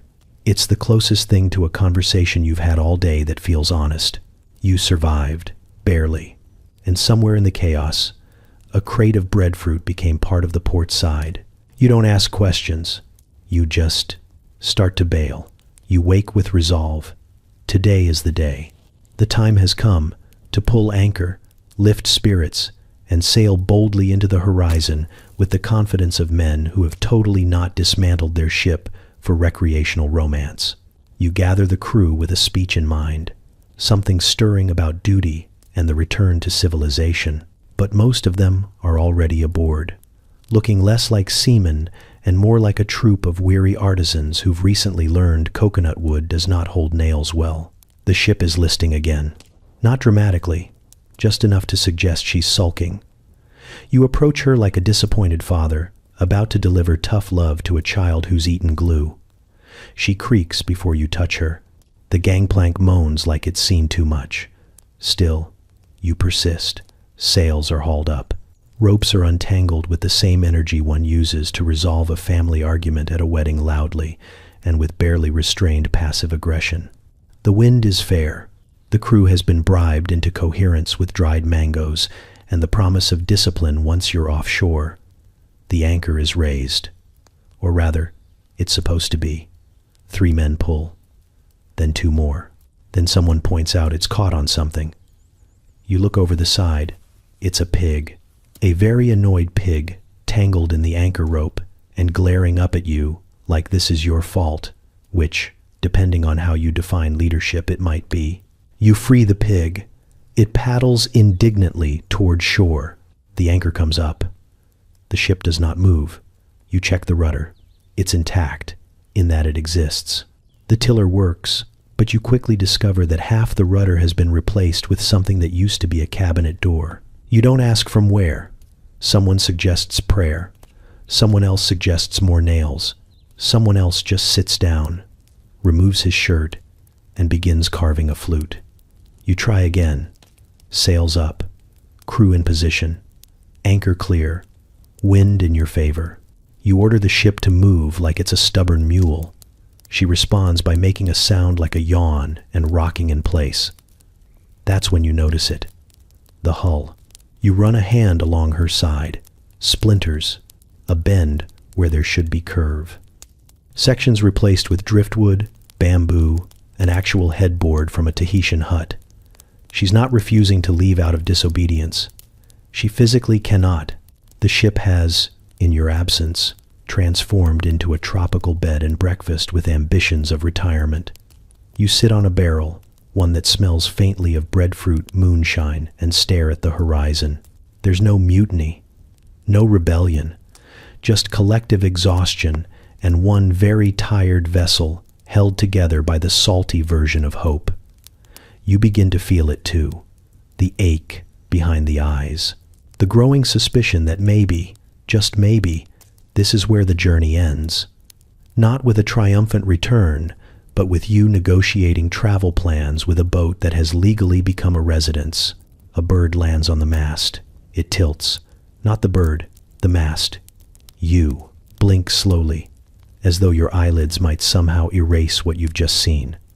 You tap the mast gently. It wobbles like a drunk uncle at a wedding toast. You turn to the crew. Nobody looks surprised. You take a breath and begin reworking your plan. Perhaps, you tell them, the ship simply needs rest, reinforcement, a farewell blessing. Perhaps another day or two. Nobody objects. A few begin untying things. Someone starts singing. The ship lets out one long, satisfied creak. And you close your eyes and wonder when, exactly, you stopped being the captain and became the person asking permission to leave from your own furniture. You stand before them with the sternest face you can muster, which isn't easy when half the crew is shirtless and the other half is using their shirts as hammocks. You clear your throat, announce it's time. Repairs begin today.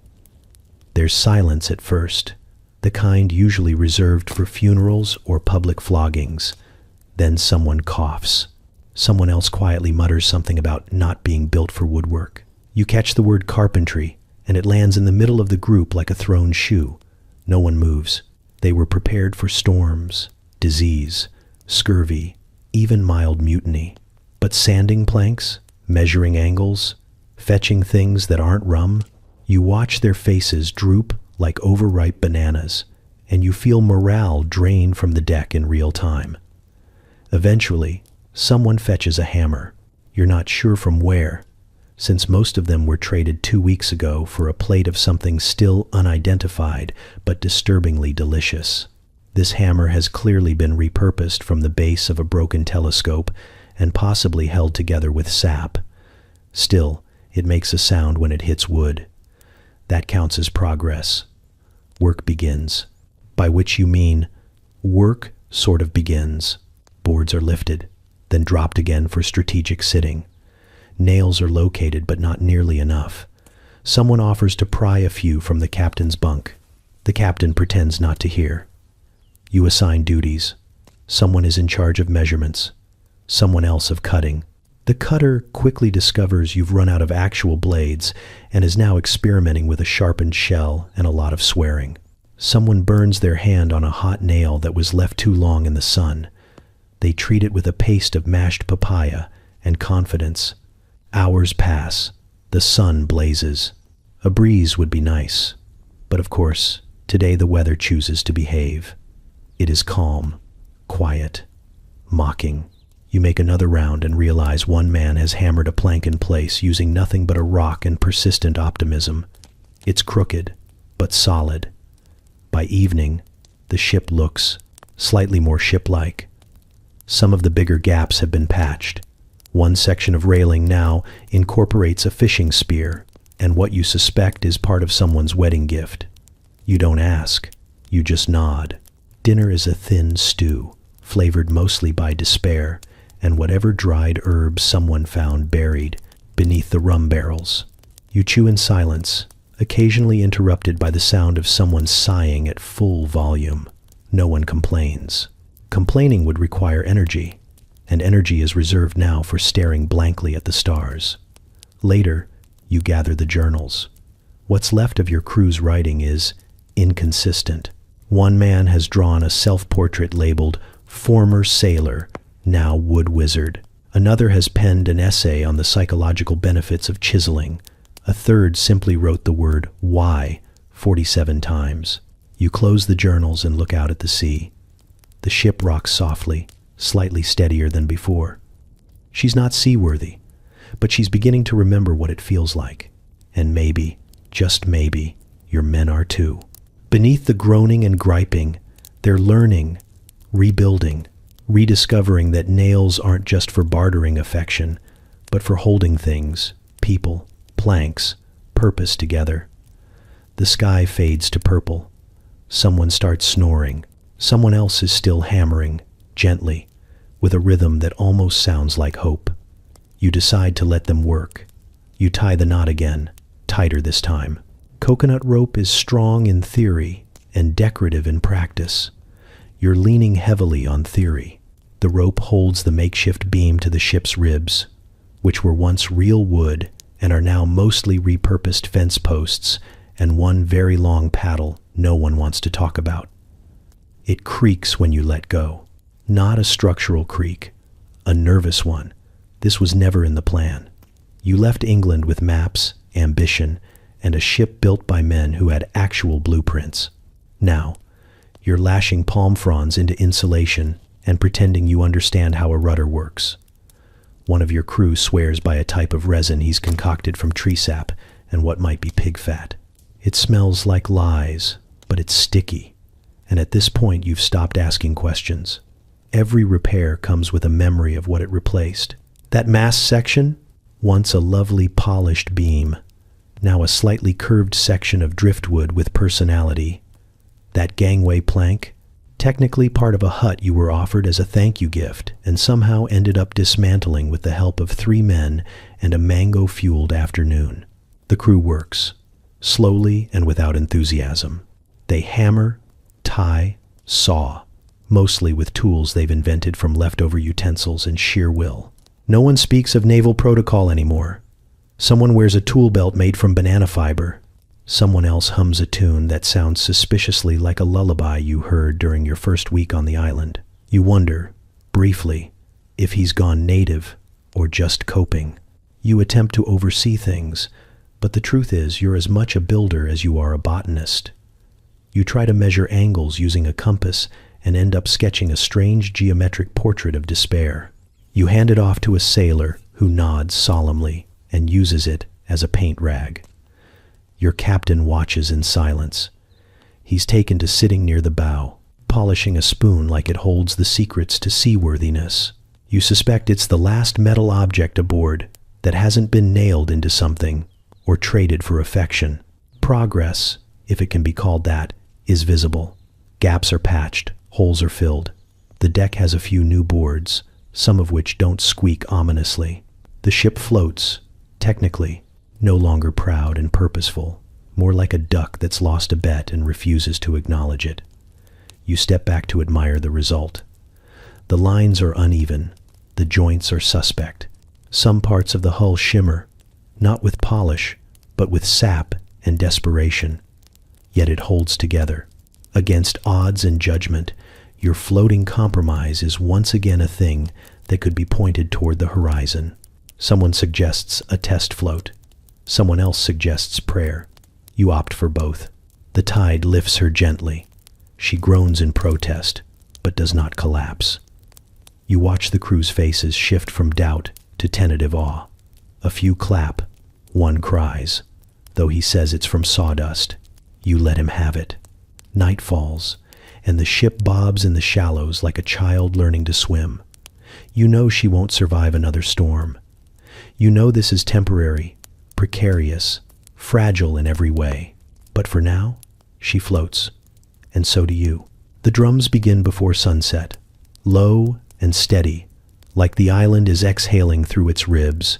You hear laughter from the shore, the high-pitched joy of children racing each other barefoot across warm sand, and the deeper cadence of elders preparing food that smells like everything your ship never managed to make edible. Roasted breadfruit, spiced fish, and something sweet you've never identified but now dream about twice a week. You tell yourself this is just another evening. It isn't. Torches line the path from the beach to the clearing. Palm leaves woven into arcs, flower petals scattered with care, not ceremony. The entire island seems to breathe slower tonight. Even the birds have quieted down, as if they know what's coming. You and the crew walk the shore like ghosts in uniform, shirts tucked in, boots awkward against the sand. No one is carrying tools or coconuts today, just silence and the weight of leaving. The Tahitians greet you as if nothing is different, except everyone's trying a little too hard to smile. The feast is beautiful. There's music, of course, a rhythm that feels like it belongs to the earth itself. Dancers move with fluid grace, feet barely seeming to touch the ground. The women wear flower crowns like the ones your crew once found hilarious and now wear with genuine reverence. The men join in, clapping, swaying, occasionally wiping their eyes when they think no one's watching. You catch the captain tapping along with a spoon, that same one he refused to trade. It gleams in the firelight like an artifact of a different world. Gifts are brought forward, shell necklaces, hand-carved spoons, a woven mat embroidered with something that might be your name, or maybe just the word for almost friend. You're handed a basket filled with fruit, cloth, and what appears to be an intricately carved fish hook made from a piece of what was once your helm. No one says anything. You hold it to your chest like it might explain everything you can't. Then a young man walks forward and places something in your palm. It's a nail, just one, rusted slightly, bent at the tip, familiar in the way a scar is familiar. He looks at you with a strange mixture of mischief and respect. You laugh once, sharp and unplanned, then clamp your jaw as the tears threaten. You nod. He nods back. That's enough. The crew eats too fast, then too slowly. You see one sailor lingering by the fire pit with someone he's probably loved for 3 weeks and will remember for a lifetime. Another is teaching children how to make shadow puppets on a rock. The surgeon has a line of locals asking for advice about a skin rash he insists is caused by mangoes, even though you know he's just guessing. You sit on the edge of the gathering, watching the flames flicker. Someone brings you a drink. You sip it automatically, unsure if it's meant to celebrate or soften. It does both. Eventually, the music slows. The sky darkens fully. Stars pierce the blackness like distant ships. You realize this is the last warm night with familiar laughter, the last shared fire, the last evening when you won't feel the cold salt sting of responsibility against your skin. Someone stands and toasts in broken English, half Tahitian, mostly gestures. It ends with clapping, then silence, then clapping again because no one is sure if it's truly over. You stand, raise your hand, and try to speak. Nothing comes out at first, then just enough. Thank you, a simple sentence. The words land softly and ripple out across the night. You place the nail into your pocket, not as currency, not as history, as something else entirely. Then the feast ends, but no one leaves right away. Neither do you. The morning smells like damp rope and overripe bananas. You wake to the sound of hammering that should be comforting but isn't. It's the kind of hammering that says something important is being forced to fit where it doesn't belong. You roll out of your hammock and immediately feel the sway, not gentle or rhythmic, but the uncertain lurch of something remembering how to float. The ship is technically whole. It is, more or less, boat-shaped, from certain angles, at certain distances. Up close, it looks like it was reassembled by a group of men with strong opinions and no formal training, which is exactly what happened. Coconut rope holds entire sections of railing in place. Banana leaves, artfully layered, patch a hole near the quarterdeck. Someone has tied driftwood to the stern and called it extra stabilization. You suspect that person was serious. Still, the crew is chipper. They move with the nervous enthusiasm of men about to discover just how many things can go. Wrong at sea. There's cheering as the anchor is lifted, groaning as the patched sails catch wind for the first time, and actual applause when the boat creaks forward without immediately collapsing into a floating salad bar. You stand near the helm, trying to look confident, like you always believed this Frankenstein's canoe could rejoin the ocean. The Tahitians watch from shore, a silent row of faces beneath the palm trees. Some wave, others look politely skeptical. You don't blame them. This departure feels less like a voyage and more like a dare to Poseidon. A sudden gust catches the mainsail, and the ship jolts forward, not gracefully. It stumbles into motion like a drunk man remembering he owns a horse. There's a visible lean to port. The deck tilts, and barrels clatter against the railings. A loose chicken skitters past your boots, feathers ruffled and worldview shattered. Someone yells, "She's moving," as if motion alone is triumph. She is, indeed, moving and leaking. Tiny rivulets of seawater trickle through the seams, as if the ocean itself is peeking inside to see what on earth you've built. The carpenter, who recently declared himself more ideas than tools, shrugs when you point out the moisture. "Ventilation," he offers. You think about arguing, then don't. Below deck, it's humid, dark, and full of things that slosh when they shouldn't. Hammocks are hung between makeshift beams, reinforced with palm trunks and ambition. Crates creak ominously. A sailor attempts to mop up one of the leaks and discovers the mop is already soggy with fruit juice. No one asks how. No one wants to know. Back above, spirits remain weirdly high. There's laughter, even. Jokes about sailing in a salad bowl, about the Royal Navy issuing medals for optimism. Someone suggests renaming the ship the Floating Maybe. Someone else carves it into the wheelhouse with a butter knife. The captain does not object. By midday, Tahiti is a fading shape behind you. The island shrinks in the distance, a blur of green hills and memories you're not quite ready to file away. You think of the feast, of the nail in your pocket, of the way someone whispered goodbye without actually saying it. You lean on the railing gently, because it's tied on with shoelaces, and let the wind tangle your thoughts. There's a noise, a splintering sound. You freeze. It's only the forward hatch settling, probably. The crew doesn't even look up. This is your new normal. A ship that coughs, wheezes, and for now, floats. The sea stretches out ahead, wide and unknowable. The boat creaks and pops like a nervous storyteller. You keep sailing, because to stop would be worse. Because floating forward is the closest thing to faith you've got. And because, despite everything, this absurd, patched-together vessel is still yours. The ink is dry, before the truth is. You sit at a narrow desk, hunched over parchment that smells like damp wool and bureaucratic compromise. The ship lists gently, groaning every so often, as if remembering it's held together by vines, rope, and bold guesses. Outside your cabin door, someone is singing a shanty about coconuts and heartache. Inside, you are inventing history, establishing favorable relations with the indigenous population. That sounds better than accidentally introduced your crew as a swarm of nail-hungry buffoons. You pause, nibble the quill, and resist the urge to write the truth, that your naval expedition temporarily became a very enthusiastic dating service. You continue. Trade was conducted in a spirit of mutual respect, which is almost true if you squint hard and ignore the part where sailors dismantled your gun deck in exchange for enthusiastic hugs and tropical fruit.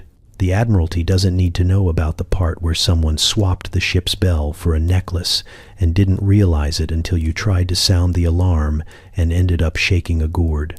Minimal cultural friction. That one takes longer to write, mostly because the ink keeps smudging, and also because the words keep making your hand pause like even your fingers don't believe it. Sure, there were some minor misunderstandings, like the mango baptism, and the time the chaplain tried to convert a parrot. And yes, there was that one scuffle involving a stolen hammock, 3 coconuts, and a long conversation about whether hammocks count as diplomatic gifts. Still, no blood was spilled, no uprisings, just a gentle, chaotic slide into mutual curiosity and questionable engineering. You glance at the window. The ocean rolls past, unconcerned. The ship creaks in protest with every wave. You're fairly certain a plank just sighed. Somewhere below deck, someone sneezes and is immediately answered by a chicken. You do not ask why. The crew has settled into something like routine. They're quieter now, calmer, salt-stung, sun-leathered, and deeply aware that they nearly loved their way out of a ride home. You walk among them and catch occasional smiles, tired ones, but real. There's pride there, even if no one's quite sure what in. You return to the report. Botanical specimens collected, preliminary cartography completed. The map is stained with juice and the occasional flower petal, but technically accurate. You leave out the detail that one of the islands is labeled definitely not a metaphor, because your assistant got philosophical with the ink. You flip the page and consider how much detail the Lords of the Admiralty truly need. They don't need to know that you fell asleep under a tree more than once, that you laughed too easily, that you considered staying just for a second, just long enough to forget what rank smelled like. They don't need to hear about the way the air tasted sweet, or how your name sounded softer when said in a different language. They especially don't need to know about the nail, the one you kept, the one still in your pocket, cool and smooth from handling. It isn't worth anything, really, not anymore, but it carries the weight of too many evenings, of dances you barely remember, and faces you won't forget.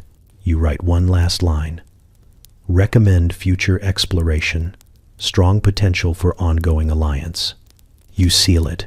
You do not write about the farewells, about the hugs that lingered too long, the eyes that didn't look away, the silence that wrapped around your departure like a net of things unsaid.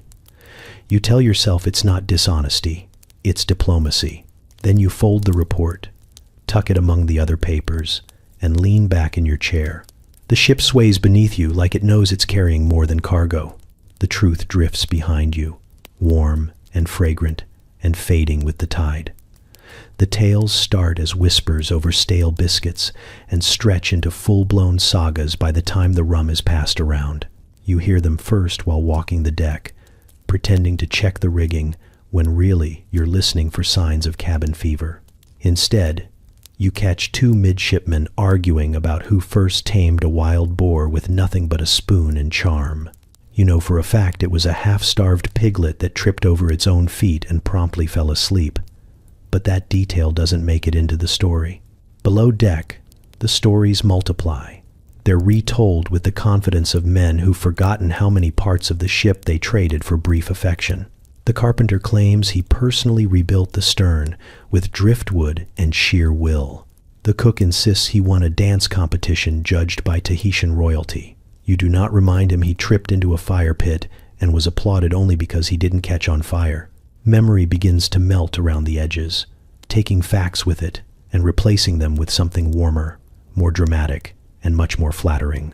You sit through these tales, sometimes with a raised eyebrow, sometimes with a half-smile.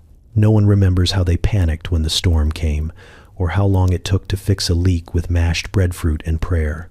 But everyone remembers the sunsets, the laughter, the way the air felt like silk and smelled like oranges. Some part of you suspects they're rewriting it, not just for entertainment, but for comfort, a way to stitch a messy, beautiful blur into something that can be carried home without too many questions. You overhear someone telling the tale of the Great Nail Exchange, now elevated into the stuff of legend. According to this new version, the nails were enchanted, the women were princesses, and the entire endeavor was actually a covert diplomatic mission. A blacksmith is mentioned. There was no blacksmith. But there was a man who once filed a hinge into something vaguely nail-shaped and considered it his life's work. He's a folk hero now. No one mentions the meetings you tried to hold, the reminders about naval protocol, the brief but heartfelt plea to stop hollowing out the hull for romance. You're pretty sure the memory of you has been replaced by a generic authority figure who occasionally growled in the background and always looked damp. You could correct them. You could pull out your journal, point to the pages with actual dates, numbers, and drawings. But you don't, because the stories aren't just lies. They're wishful architecture, memory softened by distance, made safe enough to hold. One sailor sings a song he insists was composed on the island. It's suspiciously similar to a sea shanty he's sung for years, but now it includes a verse about a forbidden love and a mango grove. No one questions it. They just join in, off-key and proud. You pass by a group trying to outdo each other with tales of island battles that never happened.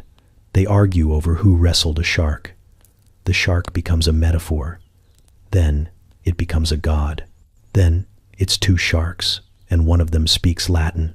The men nod solemnly, as if they were all there and just forgot. The night deepens. Stars blink overhead like indifferent witnesses.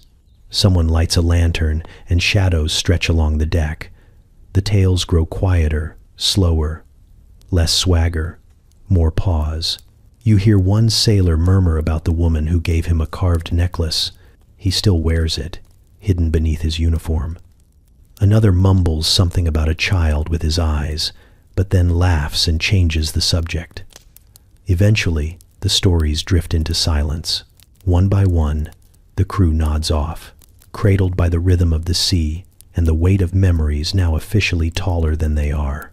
You remain for a while, watching the waves, feeling the ship shift gently beneath you. You close your eyes and let their stories roll past you, half truth, half dream. You don't correct them. You let them remember it the way they need to.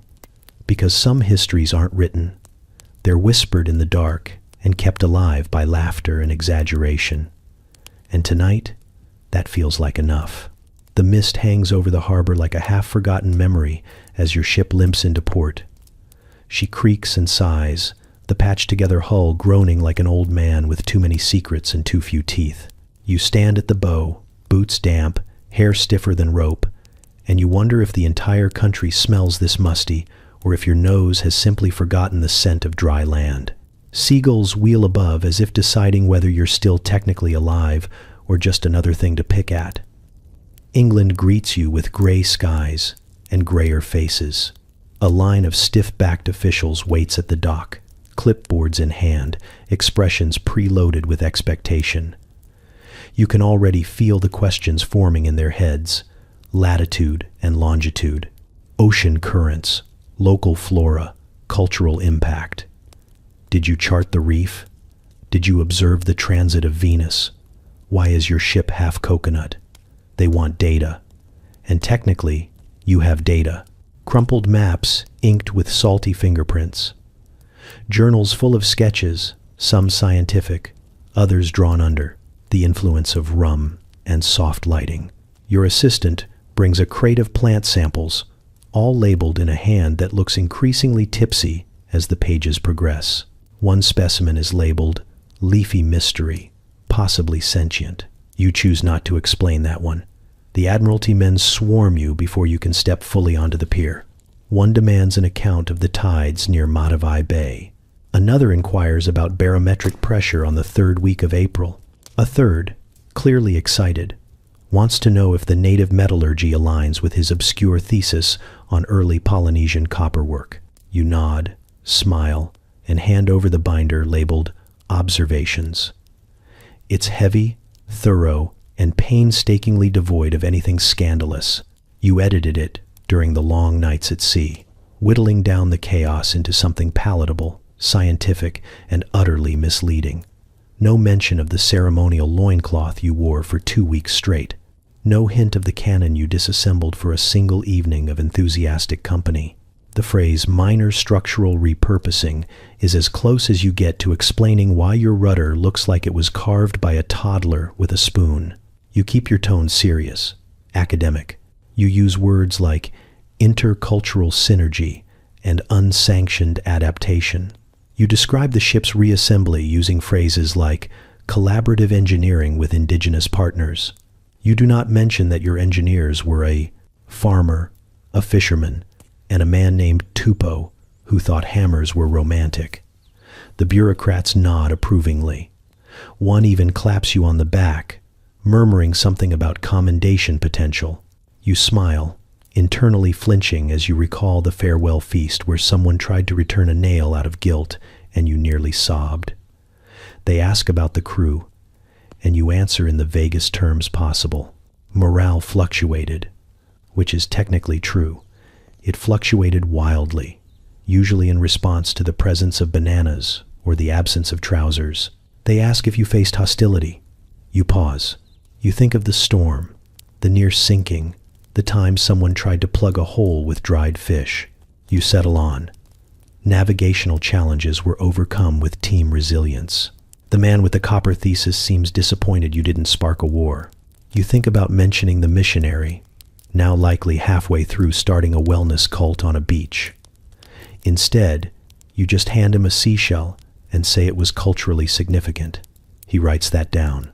By the end of the interview, you're exhausted. Not from the voyage, not from the hunger or heat or the slow dissolution of British naval order under palm trees, but from the sheer effort of smoothing it all down into a story that fits within the borders of polite empire. You watch your men wander down the gangplank behind you. Their uniforms are still technically intact, but the posture is different, looser, as if they left something important behind and aren't quite ready to admit it. A younger officer approaches with a notebook, eager to hear about the incident with the local chief. You shake your head and offer him a redacted version involving a fruit exchange and a weather misunderstanding. As the sun creeps over the roofs of London, you catch your reflection in a puddle, salt-stiffened coat, tan lines in absurd places, a flower pressed between pages in your journal. You're back in England, but not entirely. And definitely not the same. They read your report in a room where the wallpaper costs more than your ship's anchor. It's a long, mahogany chamber filled with bearded men who believe the world is theirs. So long as it's measured in longitude and described in handwriting, they can pretend to understand.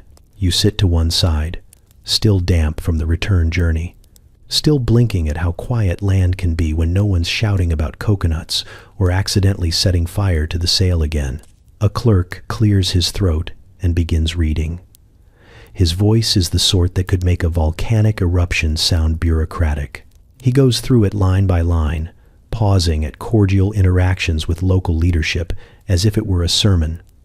No mention of the part where someone traded a sextant for a kiss and a ceremonial drum. They nod, slowly. A few tilt their heads at your mention of resourceful island-based structural adjustments, which is how you've decided to frame the entire missing aft quarter of the ship. Someone scribbles a note, possibly promising, possibly concerning. It's hard to tell with these people. You've just described a voyage that descended into moral limbo, tropical romance, ship cannibalism, and spontaneous tattoo acquisition, and they look mildly pleased. There are no questions about discipline, no outrage over structural integrity failures. One man, wearing enough lace to upholster a sofa, raises a brow and inquires about ongoing trade viability. You reply that yes, relationships were formed. He nods as if you just handed him a map to buried treasure. You start to realize something. They don't care, or rather, they care about exactly one thing: possibility.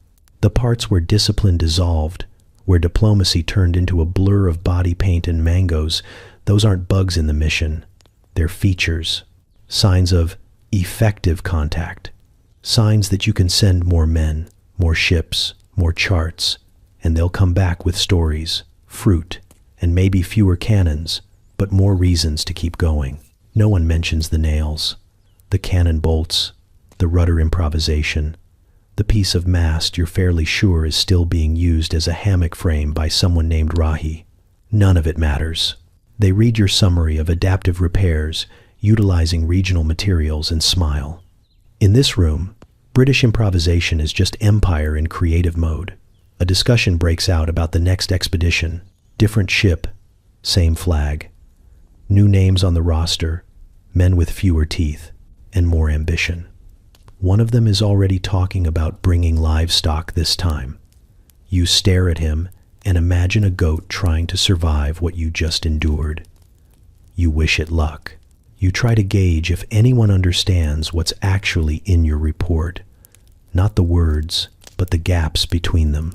The way it hints at how quickly authority unravels when faced with warmth, fruit, and the persuasive power of someone smiling at you across a beach fire.